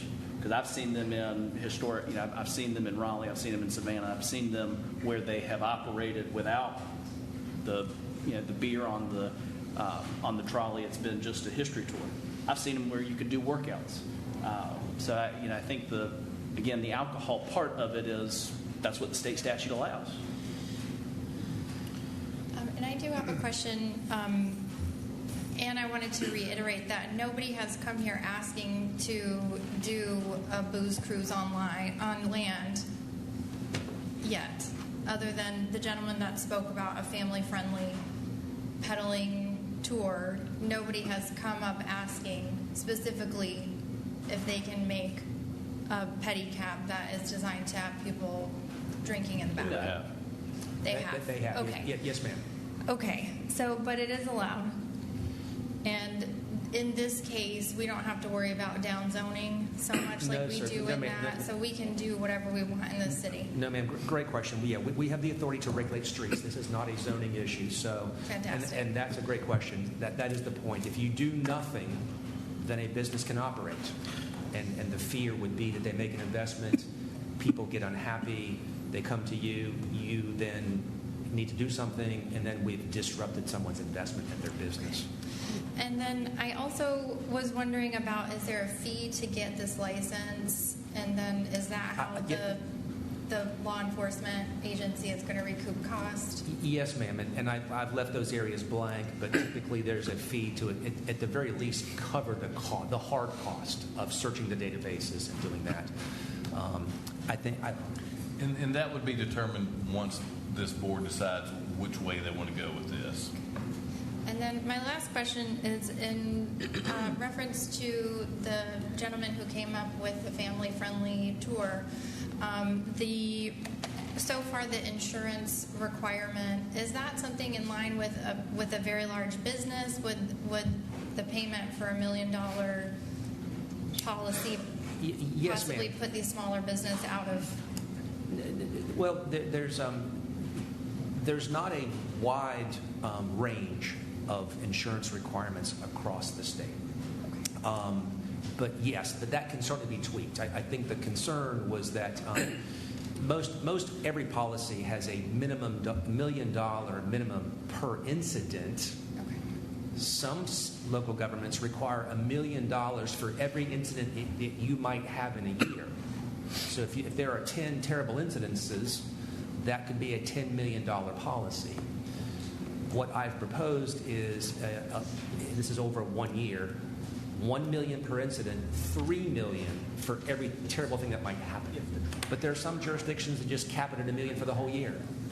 And again, That's more picking nits and untangling costs to see what might be more punitive, but I think that's more of a minor detail in the grand scheme, other than requiring insurance for sure. So just to clarify a point on the, not to go back to it, but to clarify, I think the mayor asked about a passenger in a car with an open container. I believe if the car is for hire, I think the issue, the piece there is if the driver is hired. Correct? That's correct. That's how I was going to correct when I said that it's for hire like a limousine. That is correct. It's not any passenger. I didn't want anyone leaving City Hall thinking they can crack open a beer on the way home because they're riding shotgun. Yeah, the mayor said. So just because the topic is vehicles for hire. So that's certainly but I want to make it abundantly clear. Occupational hazard. Board, this is, again, I think doing nothing allows all of these businesses to operate right now and see what happens, which if that's what this board wants to do, that's fine. I look at this as an opportunity to be kind of proactive with, okay, reasonable regulations if you're going to operate. We've gotten we've gotten business input. That's why I think we originally wanted to go down the route of put together the ordinance. And then again, it was interesting that we talked about it, and 2 months later I got a request about this. And so I think that's the intent. I have no desire to take any action on it tonight. In fact, I think it's just discussion. So any feedback on the ordinance, if you want to move forward with tweaking it or you don't want to do it at all, that's this board's prerogative. I would ask that we just kind of end the discussion unless you have other feedback, and then let me reach out with the Hydra constituency as well as the business constituency to make sure that we get to a point where these regulations make sense to give the opportunity. So yeah, I do want to make a comment though. I wish Ms. Fesperman, I believe that was her name, Fesperman, would have stayed. She made a comment that she was surprised to see a draft ordinance already drafted, and I just want the public to understand. When we're talking about doing something like this is the process that we go through. We don't have a public hearing and say, guess what? Somebody wants to have a pedal bike with alcohol served on it. What's the public's thoughts on that? Because I guarantee you, everybody sitting out there is going to have something different to say. We have to have a starting point, and that's what the attorney is there for, to give us the groundwork to start that discussion. And as Alderman Ferguson said, ultimately find something that everyone's equally unhappy. I hate that term, but it's very true. But at this point, there is no action being taken tonight. The draft that was put on the agenda was for the public to see this and provide feedback. And my last point that I want to make this abundantly clear, that if the board does nothing, they can go purchase this vehicle tomorrow and start boozing it up on the streets and driving like they want to do if there's no regulation. Okay, so that's what we're here to do, is try to put some guardrails around this. So, anything else on item number 23? No, sir. Okay, we will move on to items 24, 25, and 20. Actually, we need to do these separate. Item number 24 is consider adopting a resolution approving a memorandum of understanding for the expansion of the MPO planning boundary. Ms. McClay. 5 minutes. I'll try. Good evening, Board. I'm Abigail McClay. I'm with the New Bern Area MPO. I spoke to you in February, just kind of briefing you on the MPO expansion, and tonight I'm here to ask for approval of the resolution that we can move forward with expanding. So at that February meeting, I mentioned that we will be having a further meeting with all of the stakeholders involved to discuss what's involved to move forward, as well as defining the vision for the MPO, representing the membership requirements, which ended up becoming an equal voting structure that was requested by the members that attended, setting up a population-based funding split, which is how it is currently split, but just kind of restructuring it a little bit, modifying the name from New Bern Area MPO to Craven County MPO, since Craven County will be taking over, or they have expressed interest in taking over as the lead planning agency, and then the next steps to approve the MOU and adopt a resolution. So the overall goal of expanding is to become a strategic regional planning resource. Right now, some of the county is split between the MPO and the RPO, so we want to have a unified transportation department, make it a little bit easier and one point of contact for everyone in the county to know who to call with their transportation-related concerns. And as a result, Craven County has, as I mentioned, given some interest in becoming the lead planning agency. So right now, the City of New Bern is the lead planning agency, and Craven County would like to take over that role. During that meeting, we also discussed the funding split. So the proposed cost is currently based on the population of the urbanized area, and we would make a minor tweak to become the percentage of the county. This is based on the 2020 census data. So New Bern split is proposed to be about $16,000. Right now, you pay about $28,000. So that is a major cost for savings that the City of New Bern would see. But there would be no change to the total funding that the metropolitan planning area would be allotted. And from then, we discussed what it would look like to approve and adopt. So this is our next steps. Right now, all of the towns have decided to approve the resolution and move forward with the expanded MPO. And then we're asking tonight that the City of New Bern decide to move forward with that. And then if you do, the NCDOT will review and sign off on everything. We're hoping to have this transition fully completed by July 1st, which would line up with the fiscal year. And then I'm just here to answer any questions and ask for your approval tonight. Board have questions? Has all the other municipalities approved it? Yes, sir. I have a question for you on the fee and the proposed cost. It's great to hear that ours is going down. I just wanted to ask a question and make a point. So the cost for, say, Dover, Coast City, were they members of the RPO? They were previously members of the RPO, and that was paid by Craven County. So Craven County has suggested that they will be willing to have conversations about continuing that in the future, since it is such a low-cost share for them. But some of the counties or some of the towns have said that they're comfortable with that. So just to be clear, the smaller municipalities that are members of Craven County have had their fee paid for by Craven County as members of the RPO. Mm-hmm. When the county takes over the MPO, those municipalities will start to pay their own share, or the county said that they may be willing to continue to pay what they're paying now. Yes, sir. I understand that correctly? Yes. Okay. Just want to be clear on that. And then my last point is that every one of these municipalities with 0.35% of the population, as an example, get one vote on this new board. Yes, sir. As does New Bern with 31% of the population. We also get one vote on the board. So I just want to make sure everybody understands that. Any other questions or comments? It's the pleasure of the board on items number 24. I mean, if the county wants it, they can pay for our share, right? If you'll entertain that conversation, that's for y'all. I'm not opposed to it. I think that warrants more discussion. I don't know if the board feels that way. If that's the case, I'd be open to tabling this. It's a savings to us, and I don't want to hold that up, but I do think that's a conversation that we could have with the county during some other discussions that we have with them in the future.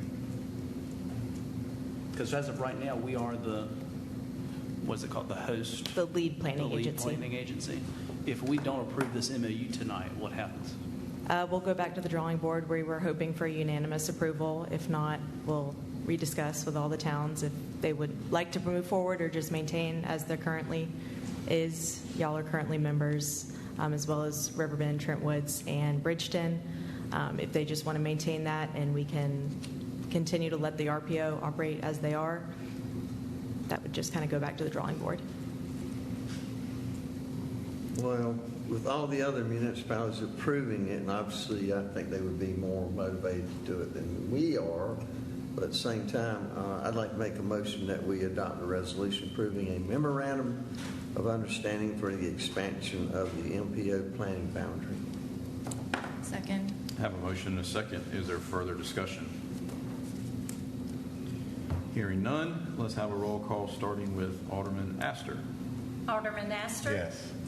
Alderman White? Yes. Alderman Best? Yes. Alderman Outlaw? Yes. Alderman Ferguson? Yes. Alderman Bryant? Yes. Mayor Odham? Yes. Motion carries. Thank you, Thank you. Abigail. Next up is item number 25. Consider adopting a resolution approving a memorandum of understanding with Carolina East Health System, Company Police Department for Beyond System Communications. Chief Gallagher. And before you get started, Chief, in the spirit of transparency, which everybody loves that word, I do sit on the board of the Carolina East Health System. So I would like for someone to propose a motion to recuse me, please. So moved. Second. Have a motion by Alderman Outlaw and a second by Alderman Bryant to recuse me from this vote. Any discussion? All those in favor say aye. Aye. Any opposed? Okay, I'll be recused from voting on this item. And just so the public is aware, there are members of this board that sit on the MPO. And if you want to ask how come they didn't have to recuse, it's because they are appointed by this board to represent the city of New Bern on the MPO. Correct, Mr. Attorney? Yes, sir. Thank you, sir. Chief, it's all yours. Thank you, Mayor. Board, I am here to ask for your support in this MOU with Carolina East. What had occurred was that our IT department identified a cyber threat to our current firewall. Because of that, we had to turn that firewall off. The unintended consequence of turning that firewall off required any service needed for our comm system had to be done on site and could not be done remotely. Our vendor is in Greensboro, and because of that, it will take hours if we have a major comm shutdown. The firewall itself costs roughly $25,000. Carolina East has its own police department. They utilize the radio system that the New Bern Police Department utilizes. Without the firewall, they cannot utilize a program called Beyond. Beyond allows the radio system to link with Wi-Fi. Why is that important for the hospital police? Well, there are many areas in the hospital where the radio system simply will not work because of the high-end equipment that they have in the hospital. So they have agreed to front the $25,000 that will put that firewall in our system, allow us back to having a remote access for our vendor, so it benefits us and it also benefits the police department at the hospital. So it's of no cost to us, it benefits us and it benefits them. The director of IT lends his full support and is also recommending that this board approve that MOU. And I can answer any of your questions if you wish. Does the board have questions?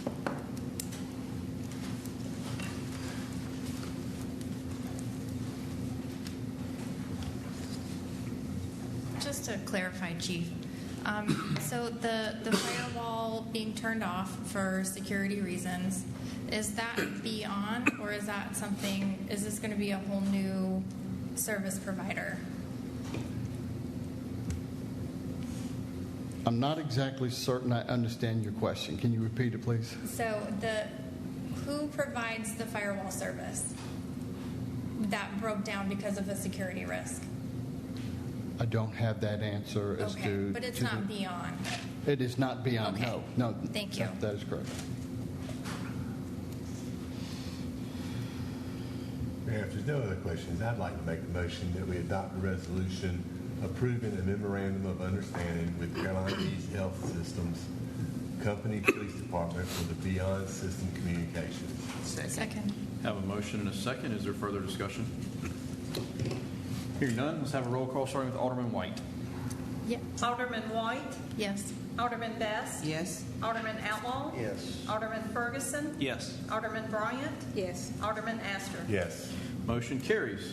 Chief, you're up again. Item number 26, consider adopting a resolution approving a mutual assistance agreement and MOU with the North Carolina Narcotics Enforcement Task Force. Thank you, Mayor. Earlier this year, the State Bureau of Investigations initiated a regional violent crime task force, and they have partnered with the following three counties in our region: Craven County, Pamlico, and Carteret. SBI has also solicited and invited the New Bern Police Department to also be part of this task force. This is partially due with our reputation within the region. We work extremely close with our federal partners and our local partners with the Craven County Sheriff's Office. We've been unbelievably successful in our mutual investigations involving violent crime, drug distribution, gang violence, and gun violence. We did not solicit participation. We were requested. Our investigative undercover staff have worked extremely close with this task force. We have been responsible for many of the arrests that have already occurred. The problem is, every time that we join in an investigative process, we have to initiate, or what has to be initiated is a mutual aid request. Being part of this task force eliminates that constant pin request for mutual aid. So this just is a force multiplier in the things that we have been doing to abate violent crime, especially drug distribution, which we have quite a bit in our city, gun violence, and gang activity. Board have questions?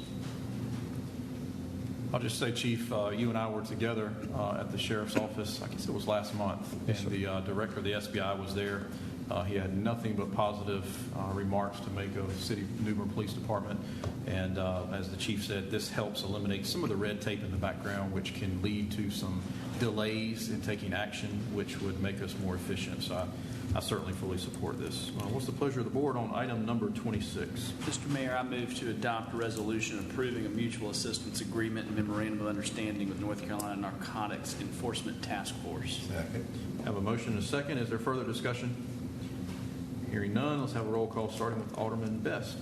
Alderman Best? Yes. Alderman Outlaw? Yes. Alderman Ferguson? Yes. Alderman Bryant? Yes. Alderman Astor? Yes. Alderman White? Yes. Mayor Odham? Yes, motion carries. Thank you, Chief.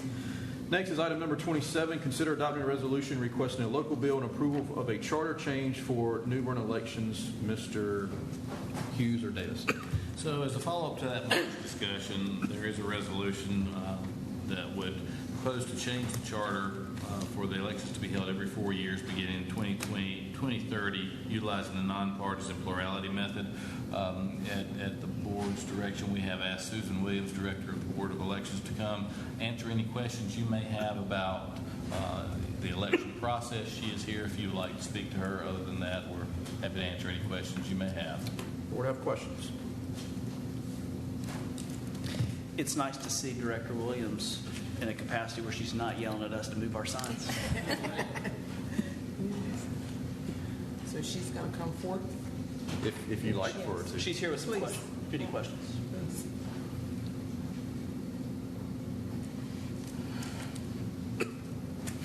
Good evening. Good evening. It's weird being over here. You're all usually across from my desk. Oh, how the tables have turned.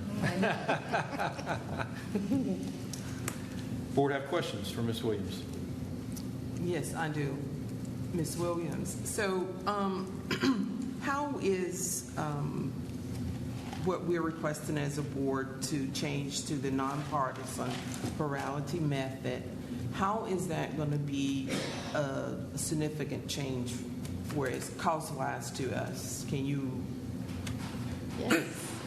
So currently, in the last election, right, you spent, for the October election, was $46,565.97.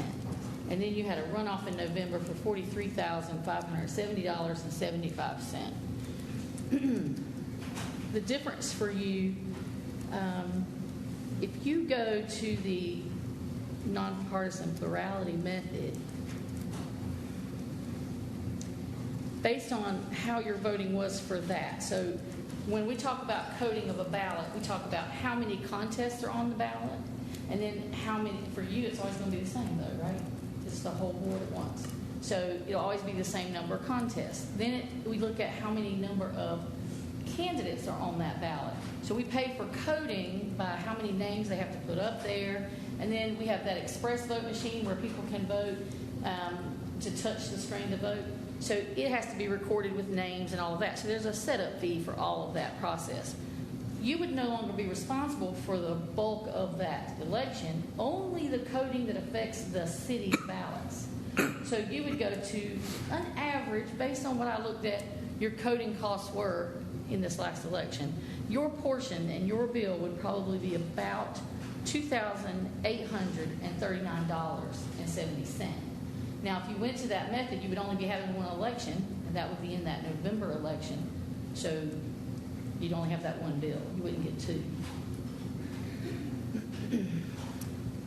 So did you hear you right? You said from about 45,000 to 2,000. Yes, $2,839. So about 3,000. Okay. Yes. So a 42,000. And I rounded that number up, Trey. Sorry. Alderman That's right. Yeah. Read the plaque. Alderman Ferguson. So, two questions. First, are those numbers in alignment with what we used to spend? Because we used to be on a cycle that shared the election with other municipalities, or? No. So when you were all in the odd years and the other municipalities were there with you, you still didn't pay the full cost, but you had to split things. I don't know if you remember looking at the sheet where I sent you the breakdown of your costs, but you were splitting things like the costs for the precinct officials themselves, right? And you paid partial to our staff for our services because we were holding a municipal election period for just the municipalities. But this cost was shared with the other municipalities. Now, if you move to the even years, which the other municipalities have already done, you no longer pay for any of that. You're not paying to help pay for precinct officials or any of that. This is going to be considerably less than you've ever paid previously. Okay. And then the second question is for the benefit of some concerns brought up tonight in the public comment, some comments that have been from citizens in my ward, is can you tell us if there statistically is a danger of the races becoming more partisan, even though we still will not have primaries in this race, making it nonpartisan? So this falls to your charter. You write your charter, and you get your attorneys to handle your charter however you see fit. Just because you put it in the same election with a partisan election, you are still nonpartisan, and you would still be running nonpartisan.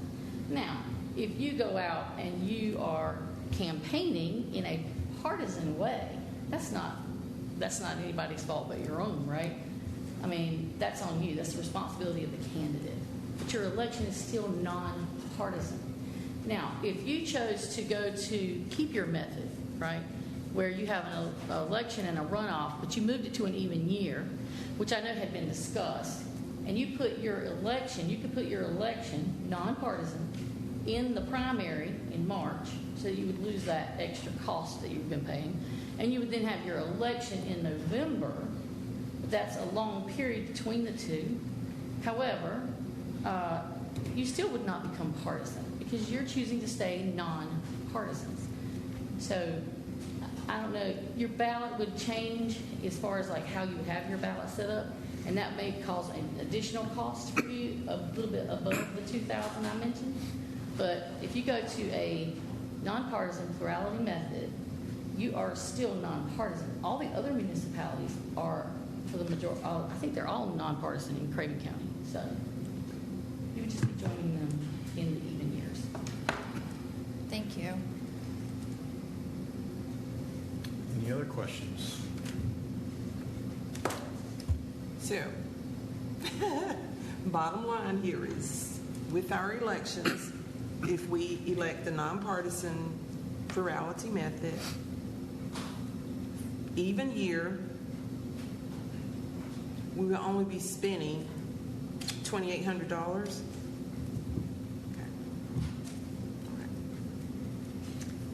Give or take a few dollars. Right, exactly. And of course, as you know, we move forward, Sometimes ballot costs go up, but Right. as of right now, based on your previous election expenses, this is the number you would be looking at for your coding. Any more questions for Ms. Williams? There's one more.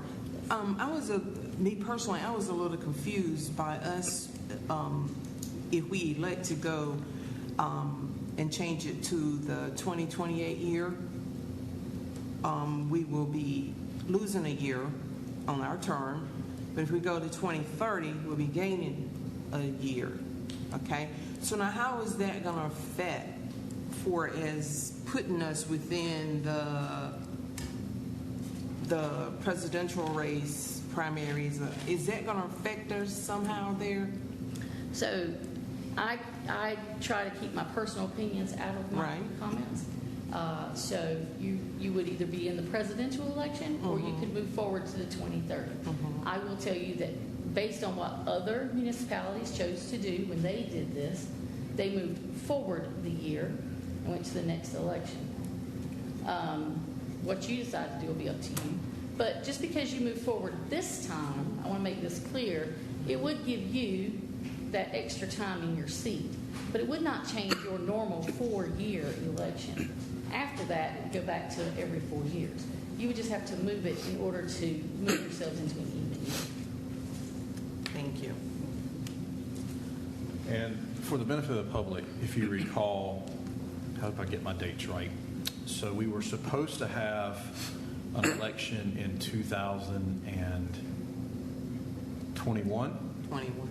And because of COVID and the census being delayed and the boundaries had to get redrawn, the General Assembly pushed the election out, and we had our election in May with a June or July runoff. And that took place during a midterm primary. So we have done this before. And the reason I say that is because that it actually extended the term of 2 boards prior. And then the last board actually served for, I think, 3 years and a couple of months. So the last board did not serve a full 4-year term. So for the last 2 boards, it hasn't been a 4-year term. This would get us on an even playing field where it would be back on 4 years. And obviously there's a tremendous cost savings. What is the pleasure of the board on item number 27? Thank you, Ms. Williams. Yes, thank you. We appreciate you. Mayor, members of the board, if I might jump in, you'll recall that the city manager reached out to you in the last few weeks.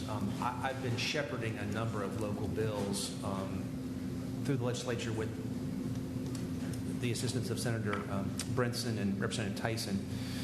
Senator Brinson has taken the lead on this particular potential local bill. I gave him a heads up a few weeks ago that this was going to be on the agenda. And he advised me that today was actually the bill submittal deadline.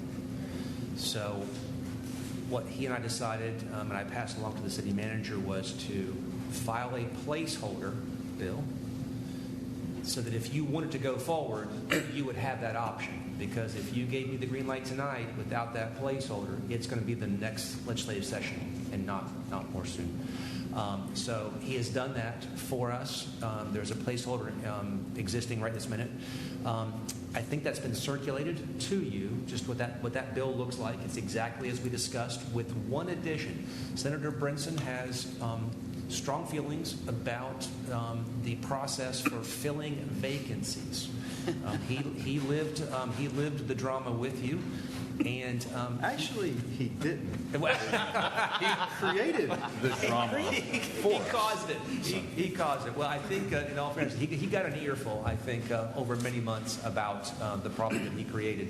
And I think he now wants to solve it. And his proposed solution is in this draft bill, where he suggests that if a vacancy is not filled within 90 days, that it goes to a special election, just to create an incentive and potential penalty for the city if the board cannot come together within 3 months and fill a vacancy.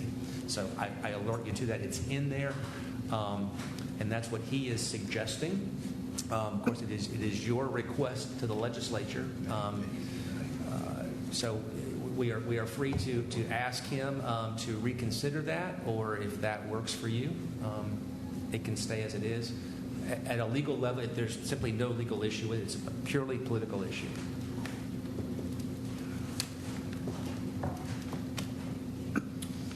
Okay, so you're looking for us to either thumbs up or thumbs down the resolution? Yes, sir. before us?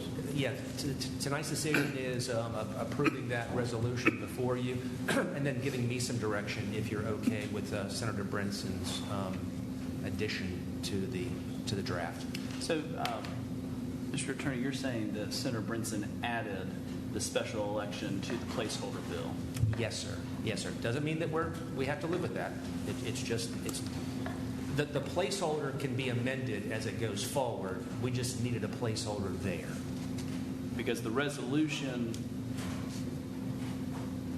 presented to us for consideration tonight doesn't say anything about holding a special election if this board can't fill a vacancy. It does not. Okay. It does not. I wanted to make sure before I made a motion because I have a thought on that. Okay, sure.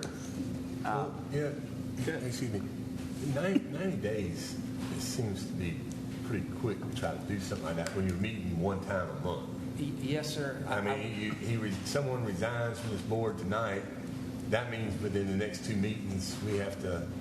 I mean, I'd rather not have it in there, but if we got to have it in there, I would rather for it to go at least maybe 120 days or something. Yes, sir. I will remind you, painfully so, that as we discussed over the last year, that the default statute for counties is 60 days. Oh.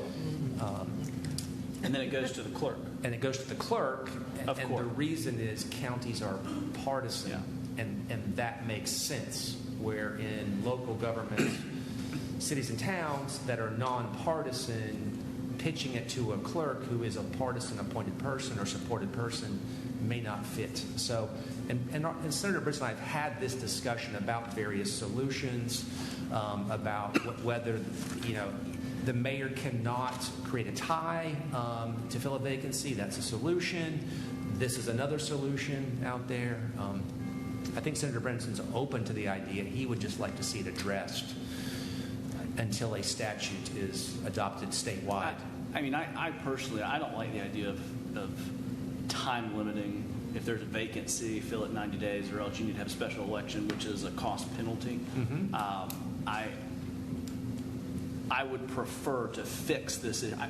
I do not want that in the local bill. Obviously, I'm speaking for myself. I would just like a clean local bill that deals with the elections that this board hopefully will support. As far as filling a vacancy to fix that issue, then I think there needs to be a local bill amending the charter that says the mayor cannot vote to create a tie in that situation. Mm-hmm. And that would eloquently, I think, fix the issue. An option for the board tonight is to make that motion to approve the resolution with that additional change to the resolution, if you'd like. Or are you saying, step one, let's amend the charter now to do this. Step two, future legislative session, address it. I think step one is do what we've been talking about for 4 months, a clean, just deal with elections. Mm-hmm. As far as vacancy, we can still discuss that. We can reach out to Senator Brinson. I do not think it needs to be tied to this, and I don't appreciate it being snuck in there. So with that, board, I would move to adopt a resolution requesting a local bill and approval of a charter change for New Bern elections for the 2030 election as presented before us in the agenda packet, clean, without any addition about vacancy. Second. Have a motion and a second. Is there further discussion? Hearing none, let's have a roll call starting with Alderman Outlaw. Alderman Outlaw? Yes. Alderman Ferguson? Yes. Alderman Bryant? Yes. Alderman Astor? Yes. Alderman White? Yes. Alderman Best? Yes. Mayor Odham? Yes, motion carries. Next up is item number 28. Consider adopting a resolution authorizing the submission of a 2026 Part F grant application for Martin Marietta Park Phase 2 improvements. Ms. Warren, sorry. 2 minutes. 2 minutes? Okay. Good evening, Mayor and board members. I'm coming tonight to request your approval to submit an application for the North Carolina Parks and Recreation Trust Fund grant. We're proposing to apply for $500,000 to support Phase 2 improvements at Martin Marietta Park. Phase 2 of the park will focus on adventure-based amenities and community gathering space. Part of is a point-based scoring system, and projects receive higher score when they include multiple new and diverse amenities. To be competitive, we are planning for at least 4 new amenities which exceed the threshold for achieving optimal points in this category. Grant funds would be dollar for dollar match. This means that in addition to $500,000 grant requests, the city would commit to $500,000 in matching funds, which we will be funded with bond funds. So the matching part of this are funds we're already going to spend because the citizens have voted for that bond. Correct. How quickly will you find out about it? We have to apply by May 1st, and I think they will make an award by November. This year? Yes, ma'am. Mr. Mayor, I move to adopt a resolution approving the submission of a 2026 PARTEF grant application for Martin Marietta Park Phase 2 improvements as presented. Second. I have a motion and a second. Is there further discussion? Hearing none, let's have a roll call, starting with Alderman Ferguson.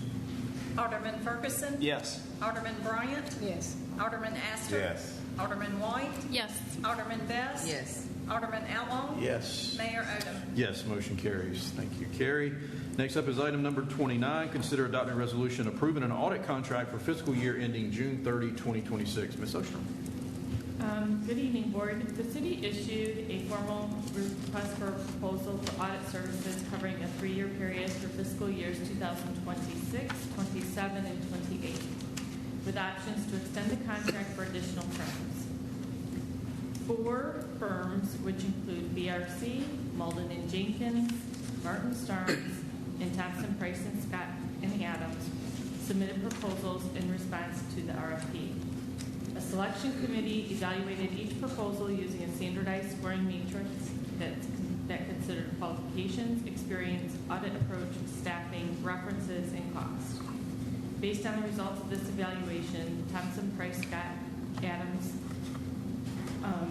which is also known as TPCSA, received the highest overall score and was determined to be the most responsive and responsible firm. TPSA also demonstrated a strong understanding of the city's operations and has provided satisfactory audit services in prior years.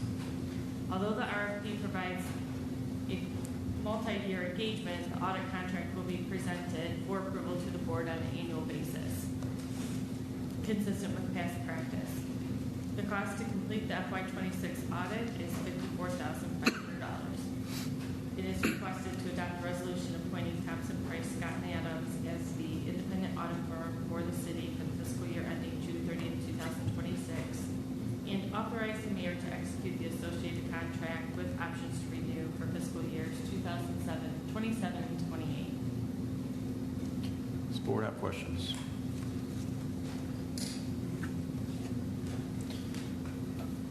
Just one comment. We used to see the tally sheet in our agenda so we could see all the different submissions. I think that would be helpful going forward.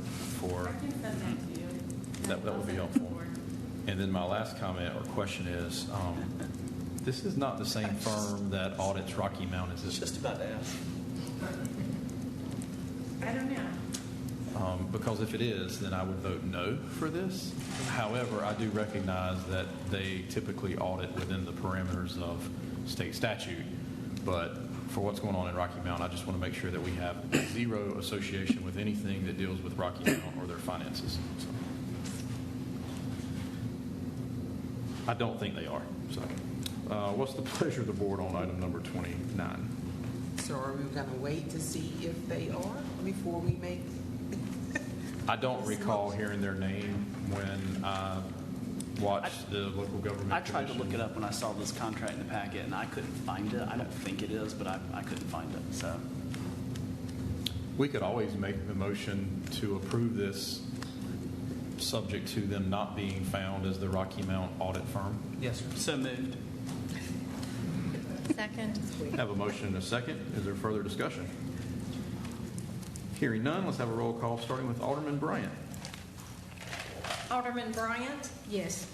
Alderman Astor? Yes. Alderman White? Yes. Alderman Best? Yes. Alderman Outlaw? Yes. Alderman Ferguson? Yes.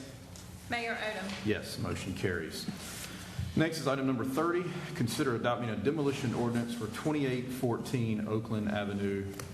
Ms. Root and Mr. Ezel. I'm bringing him up here in case you have questions I can't answer. Thank you. Staff is requesting this evening approval for a demolition ordinance to demolish the primary and any secondary structures located at 2814 Oakland Avenue. This property has been an ongoing violation. We have been in this process for over 3 years, and more recently has become a dumping ground, which is exacerbating the problem on the property. Staff has followed all proper procedures as outlined and demonstrated in your agenda packet, and we have also included pictures that illustrate the condition of the property. The initial minimum housing letter was sent as required in November of 2023 after identification of deficiencies. There was no response to the letters, to certified mail, to phone calls, or multiple emails. Staff followed procedures and filed the complaint and noticed the required hearing on November 18th.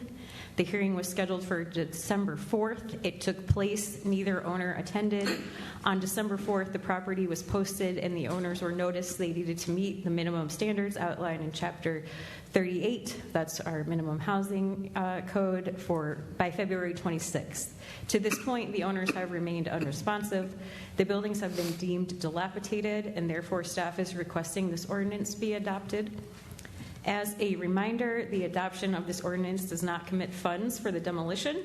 It only gives us the authority to demolish it. We currently, for this year, are out of our demolition funds. They're allocated to one in process right now.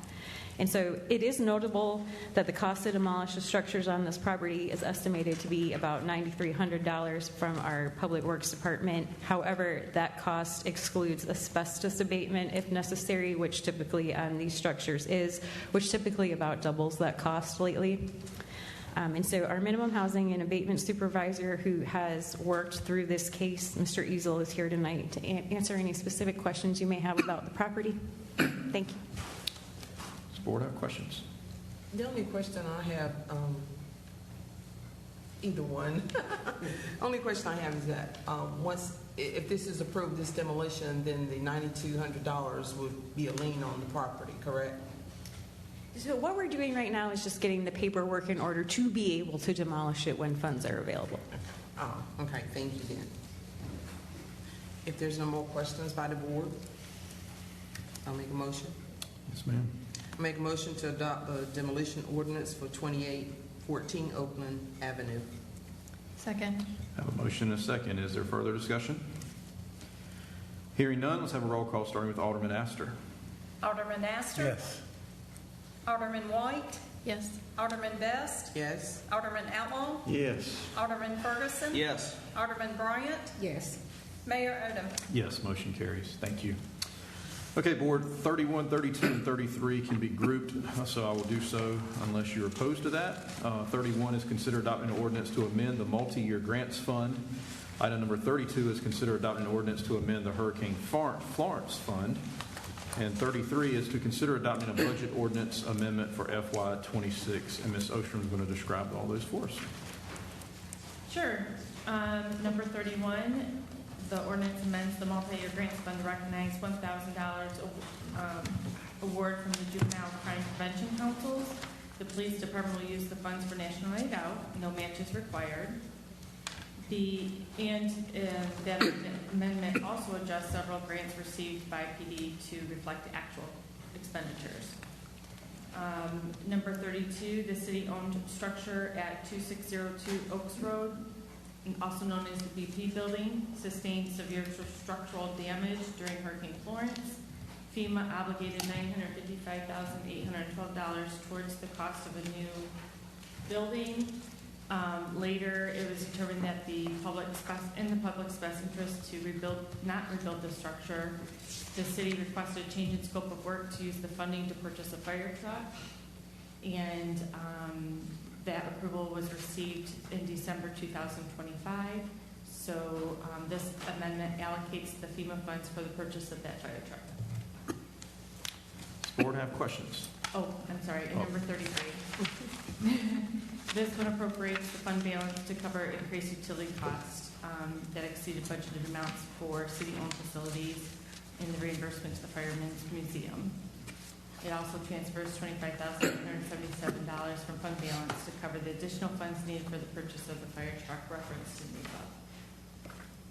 So just so everyone caught that, the city of New Bern's electricity bill went up, so we have to make a budget adjustment to pay for it. Is that correct? That is correct. Thank you. Mr. Mayor, I move to approve items 31, 32, and 33 as presented. Second. We have a motion and a second. Second by Alderman Astor. Is there further discussion? Hearing none, let's have a roll call starting with Alderman Bryant. Alderman Bryant? Yes. Alderman Astor? Yes. Alderman White? Yes. Alderman Best? Yes. Alderman Outlaw? Yes. Alderman Ferguson? Yes. Mayor Odham? Yes, motion is carried. Next up, number 34 is appointments. Does anyone have an appointment to make this evening? Okay. Next, 35 is attorney report. Nothing important tonight, Mayor. City manager's report. A few updates for you.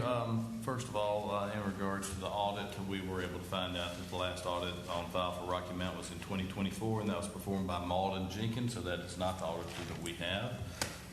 Did want to give you a couple of updates. Crosswalk project is supposed to start downtown. It's going to start anytime. We've already got the equipment supplies. We're just waiting for the contractor to tell us it's going to occur. The first crosswalk that's going to be under construction is going to be here at Pollock and Craven Street. So, of course, when that occurs, we'll let you know, and we'll also give appropriate notice to all of the residents as well.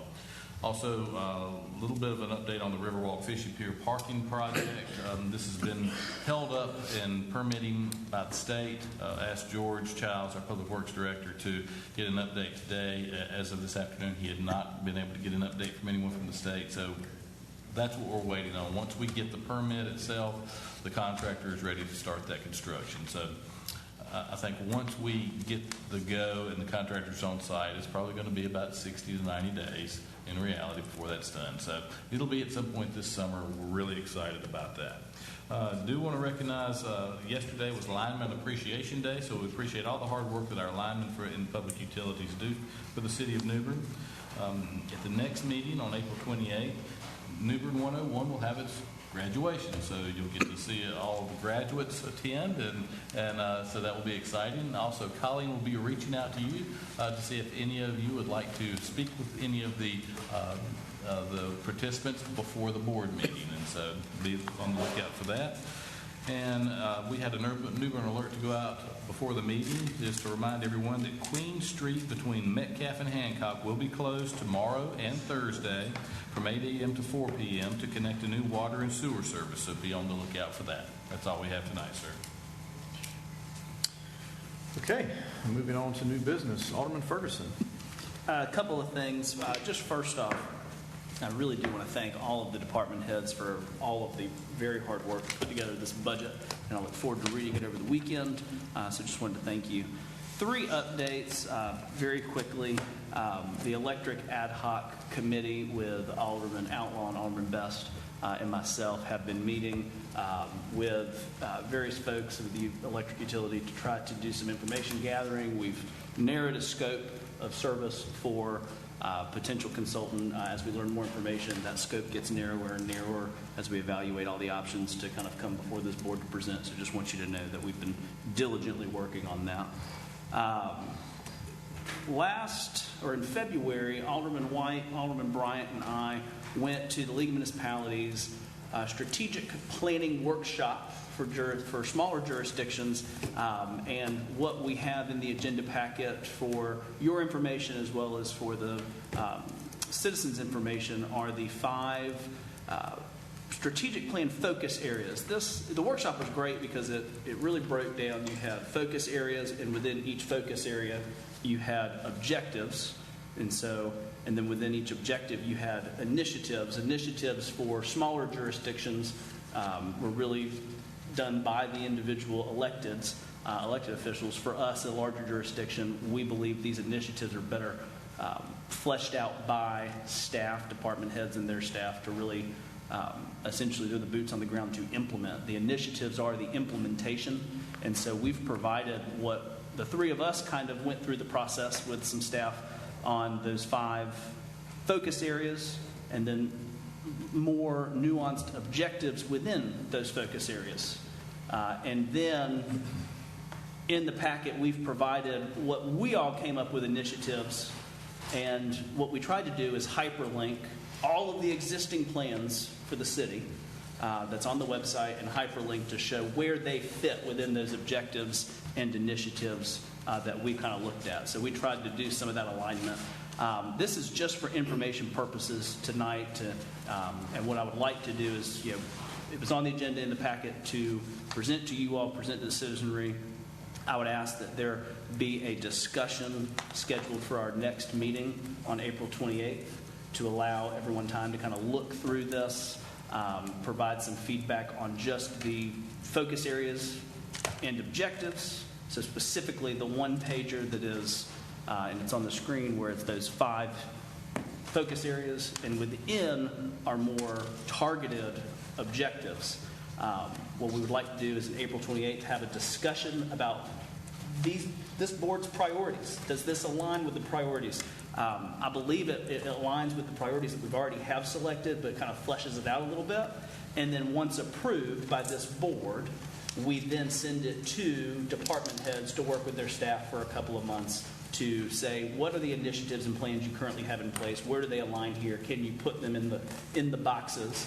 And also, what initiatives and plans do you want to do that could accomplish these particular objectives? And obviously, a lot of these objectives were stock language from the League of Municipalities, so I think we certainly have the ability to, tweak it as we want, but this is just to provide a little more direction for staff, not just in budgeting, but in programming and plan implementation.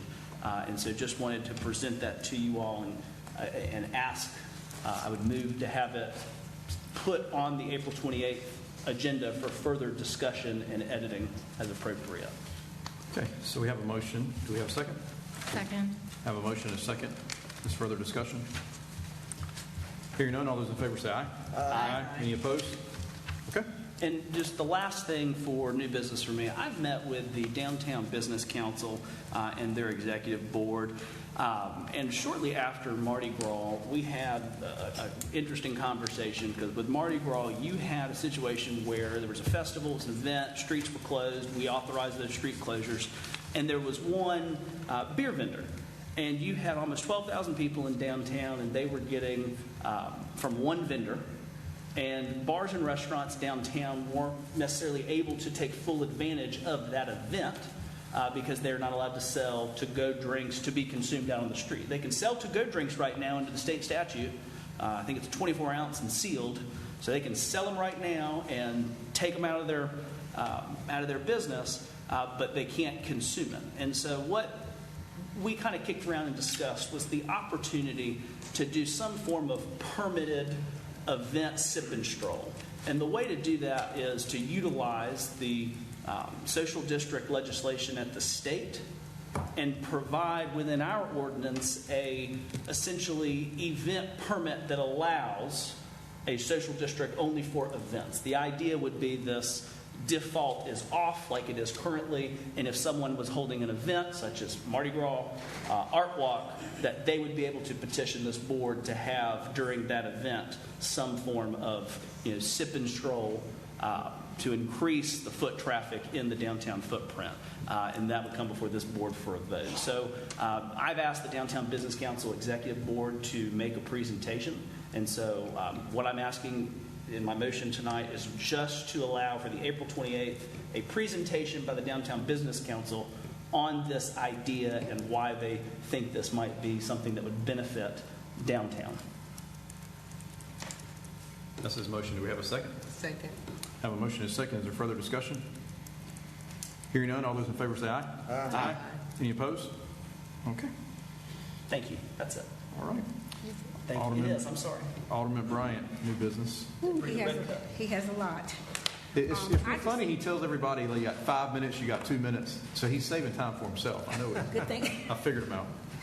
I just have a comment, a grand opening that will be taking place on Saturday, April the 18th. It is the Young Urban Professional grand opening. It will be held from 12 to 3 at 1036 Broad Street.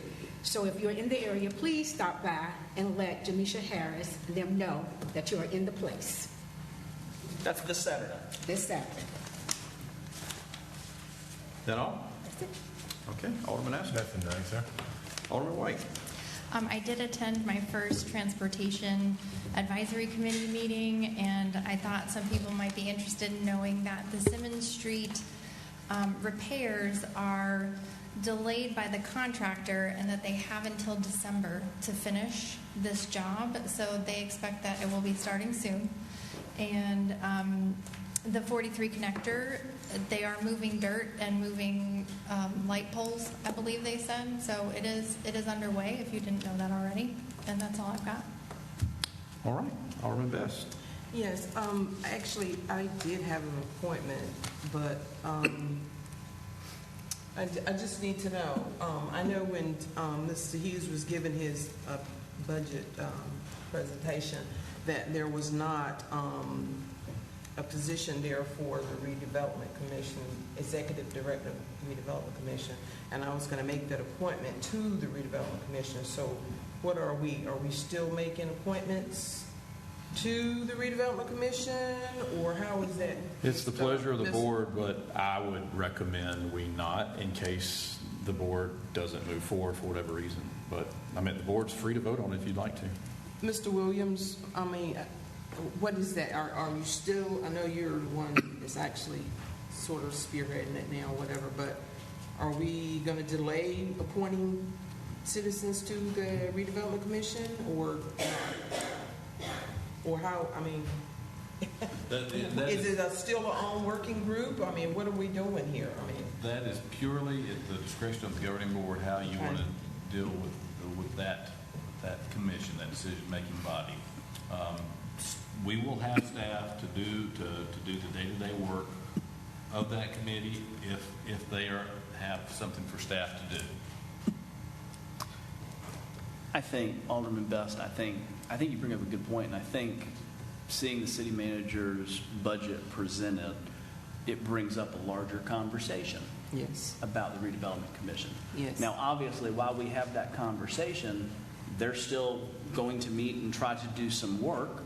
I know that they attempted to meet last week and were not able because they weren't able to form a quorum.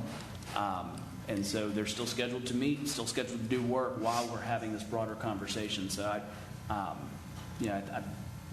think if you want to appoint someone and you're happy to do it, but at the same time, I do think this bears a broader conversation about their work, their plan, their efficacy. yes. Well, I would like to make an appointment, so. Go right Excuse me, Brenda, wasn't there several other people that applied for that as well? There were 5 or 6 applicants, I believe. Okay. So what we've done in the past when we've had multiple applicants, we've done a ballot where the board would vote on the different members. But if Alderman Best wants to make a motion and see if it passes, I'm not going to vote for anyone at this point in time, but you're free to make the motion if you'd like to. I mean, I don't see a problem with following the protocol that we've used before if another alderman has someone that they want to appoint as well. So we can do the ballot. I mean, if we're going to be fair, there were 6 other people that applied. Well, that's why I said we can do the ballot process if other aldermen have someone they want to nominate, appoint as well. Ms. Blanco, do you have those names and you could prepare a ballot? We could go through the rest of the agenda and then circle back to that? Since we're meeting in 28, that will be before the next Redevelopment Commission meeting, right? That's correct. Could we do this vote on the 28th so we have some time to look at the pleasure of the board? Is that all right, Alderman Best? That's fine with me. Okay. Yeah. Are you all right with that? All right. Okay. Madam Clerk, would you Yes, be able I to send that around those? Yes, I'll recirculate the applications and have ballots ready. for the next meeting. Thank you. And the next thing I had, I don't know, I think Mr. Charles is out here, but city manager, I was over on the Oaks Road and I came across the bridge, and on the bridge there is a big dip that if you're not accustomed to traveling that road, it's on both sides of the bridge. Well, let me put it like this. It's in the road, and there's a gap there, and it's on both sides of, looks like where they've done some patching or something, but there's a real big dip there, and it can cause somebody some problems with their vehicle. We will Please. look into that. I would appreciate it. Thank you, and that's it. All right. Alderman Outlaw. Sometime in the last week, Chief Gallagher and some of the police officers attended a get-together with Wayne and Susan Litton, and she's done so much for Kings Row, and I'm so honored to work with her. She just does a great job for that community. And she did receive a certificate of appreciation from the governor. I didn't want to mention that. Thank you for doing that for us. And Wayne does so much doing photography for the police department. They do so much for me. Okay. I was going to talk about Simmons Street, but I'll just ask Alderman Outlaw if he remembers. I thought back in 2012 or 2013, the board sent a resolution to, excuse me, to DOT requesting them to repave Noose Boulevard. Yes. Okay. If the board's not opposed to that, I would like to see a resolution on our next agenda encouraging the North Carolina Department of Transportation to please expedite I think the repaving of Simmons Street. Time is of essence. So moved. It is. So if the board is okay, can we approve that tonight, Mr. Davis? We don't have the resolution in front of us. Yeah, but- we would need the resolution drafted. Okay. I thought the motion was put the resolution on the April 28th agenda. Yes, sir. Okay, can we do that? Yes, sir. Okay, so we have a motion by Alderman Ferguson and a second by Alderman Bryant. All those in favor say aye. Aye. Any opposed? Okay, I'd be surprised if there was any opposition to that one. The next one I have is City Manager Hughes and myself met with a prospective developer of a family entertainment complex, what I would consider a very legitimate opportunity. And one thing that he asked us for was, did the city have a feasibility study? And that's the first thing. Typically, I know when the convention center was built, when hotels are being discussed, there's typically a feasibility study that's done. That's something that was asked of us. City manager says he has funds in his particular line item for that, but I wanted to make sure that the board was okay with him spending that. It's at his discretion, but he's So Mayor, there are funds available in the board appropriations. I don't have enough funds in my other professional services. The board appropriations, so that's the reason you're asking us for approval. And it's how much was the cost? It was to do this study. It's $17,500, and this would be available to anyone that has an interest in wanting to open up a business like this. But it would show them whether or not actually what size business would work. It will show projected revenues, the square footage of the building a developer would need. So it really does spell out whether or not New Bern would support something like that. So it's a public document. That's correct. And over the years, I know that those of us who have been on the board for any length of time, we have heard from the public that we need something to do for the youth. This would help justify that. And the report could come back and say that New Bern can't sustain it. And if it does, then that's good information to have. But this is really no different than the retail gap analysis that we've done in the past. This is just very specific toward family entertainment. Is the feasibility study geared towards a specific family entertainment, or is it broadly for family entertainment businesses? It is broad. It will tell you what would be supported in this area, and it would actually name whatever amenities would be supported. And what line item from the budget are you? That would be from the board appropriations. It's budgeted for about approximately $25,000 That's the community. Annually. That's correct. Currently, there's about $24,500 in that line item remaining. And if the board would like to wait until the next meeting, we can certainly do that. But I know that Mr. Hughes has spoken with this consultant, and they're ready whenever we're ready to start. Since we're doing 2 meetings this month, if we were doing 1 meeting, I would say, okay, time's of the essence. But since we're doing 2 meetings, and as you said last meeting, $17,000 is quite a request for new business. I would appreciate a little bit more information before making that vote. Okay, so can we get a motion to put that on the next agenda, please? So moved. Second. Have a motion and a second. Is there further discussion? Hearing that, all those in favor say aye. Aye. Any opposed? Okay. Next is request and petition of citizens for general topics. Mr. French, you're back up. It is 4 minutes. Yes, sir. I'm David French, 104 Johnson. I'm here to very sadly say, I told you so. On April 2nd, 2026, in an article by ncnewsline.com about Hurricane Helene's Renew NC in western North Carolina, Renew NC is what Rebuild NC is here in ENC for Hurricanes Matthew and Florence. Renew NC has only completed work on 30 homes out of the 2,500 approved applications in the past 1.5 years since Hurricane Helene devastated them. Unacceptable. They are going down the same awful road as Rebuild NC did, and tens of thousands of people in western North Carolina will suffer for years on end like we have and are because you all refuse to listen to we the people. Why is this important to us here in Newbern and Craven County? Because of the fraud of Cooper, Stein, Buffalo, Hogshead, Arling, Gibson, and their Rebuild NC cohorts, and the spineless and feckless Republican-controlled North Carolina legislature, including Brinson and Tyson and NC State Auditor Bullets, their absolute failure to properly investigate, advocate, and fight for us. The over 8,000 still homeless hurricane flood survivors of eastern North Carolina who have been continually traumatized and lied to for years on end. The NC legislature and others have been told by me since 2022 and countless others before and since that this state-controlled disaster recovery method is a multi-billion-buck fraud and failure. Why is it that our elected officials at the federal level can find the time, energy, and billions of our taxpayers' bucks to wage a war, but cannot properly help the people of WNC and ENC get back home? We are spending $2 billion taxpayer bucks a day to wage war now. Do you know what that amount would accomplish here in ENC? It is equal to getting 4,000 homeless hurricane flood survivors back into their homes. So instead of 2 days of war, we would have enough to get 8,000 folks back home, some who have been displaced going on 8 to 10 years, of which I am one.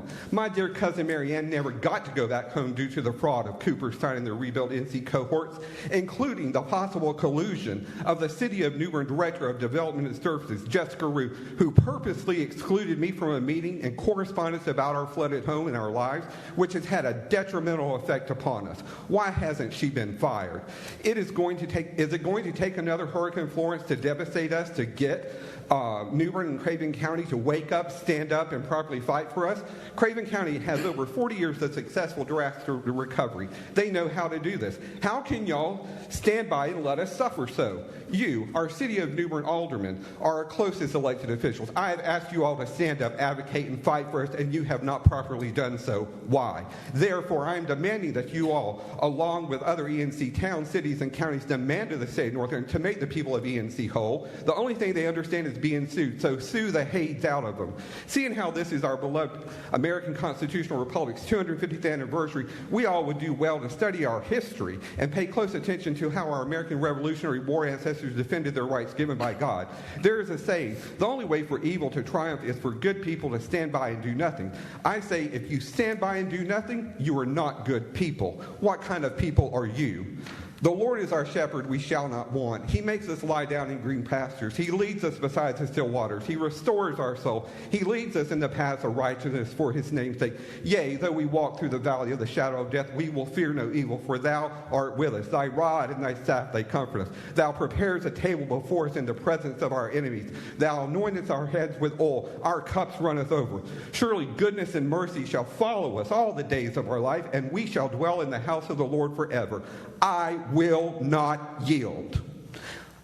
8,000 people in eastern North Carolina are homeless, and you sit there like Mount Rushmore and don't do a thing. Thank you, Mr. French. Shame on you. What do you have to say? What do you have to say? Your time is up. What do you have to say? Your time is up. Thank you. Don't come near me. Next is Reverend Ethel Sampson.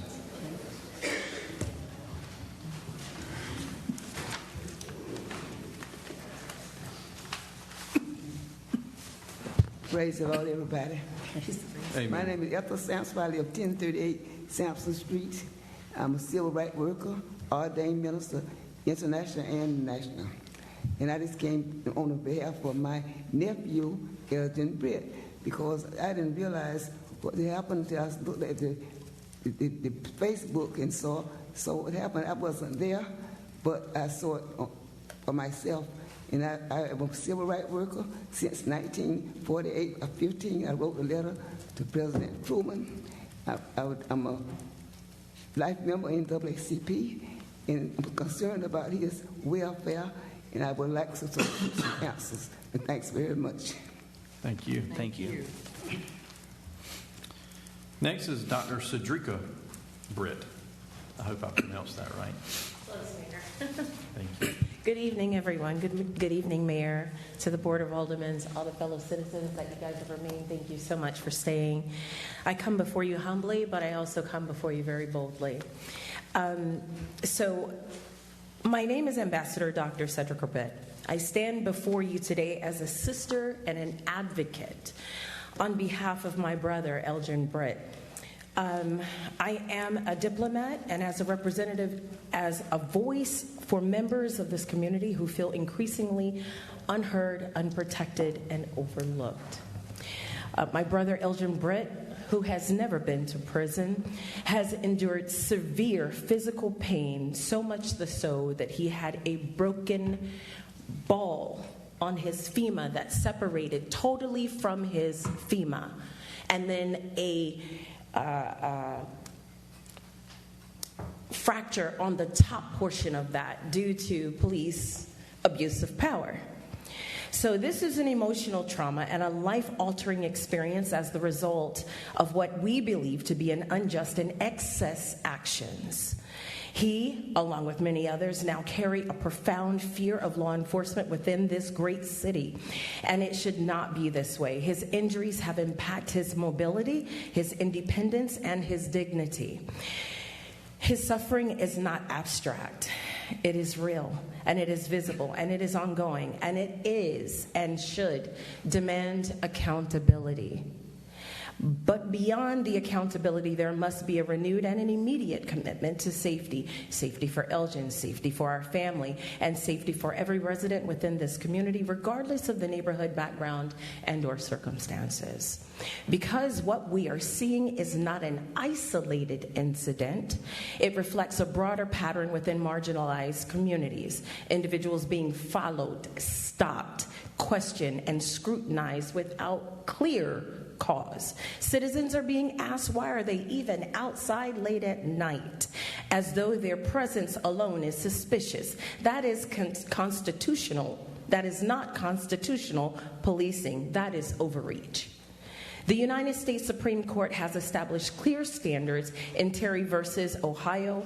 Officers must have reasonable, articulable suspicion for initiating a stop. In Brown versus Texas, the court affirmed that stopping an individual without such justification violates the Fourth Amendment. In Florida versus Royer, the court reinforced the law enforcement may not detain or question individuals without lawful cause. Additionally, in Delaware versus Prowse, the court held that stopping individuals without reasonable suspicion or true probable cause is unconstitutional, even in the absence of any observed wrongdoing. The continued presence of such practices within our police department exposes this city to significant and avoidable legal liability. These rulings establish a clear principle. Citizens must not be stopped, questioned, or subjected to pat-downs without lawful and constitutional basis tied to suspected criminal activity. When these protections are not upheld, responsibilities extend beyond individual officers. Under Monell versus Department of Social Services, municipalities are accountable when patterns or practices result in violations of civil rights. That responsibility rests here with you.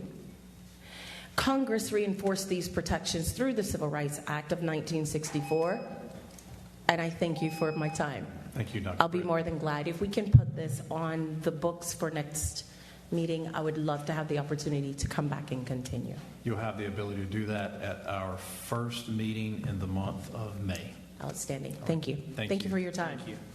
Thank you. Okay, do we need a closed session? No, sir. If not, entertain a motion to adjourn. So moved. Have a motion, we have a second? Second. Any further discussion? Hearing none, all those in favor say aye. Aye. Any opposed? We are adjourned.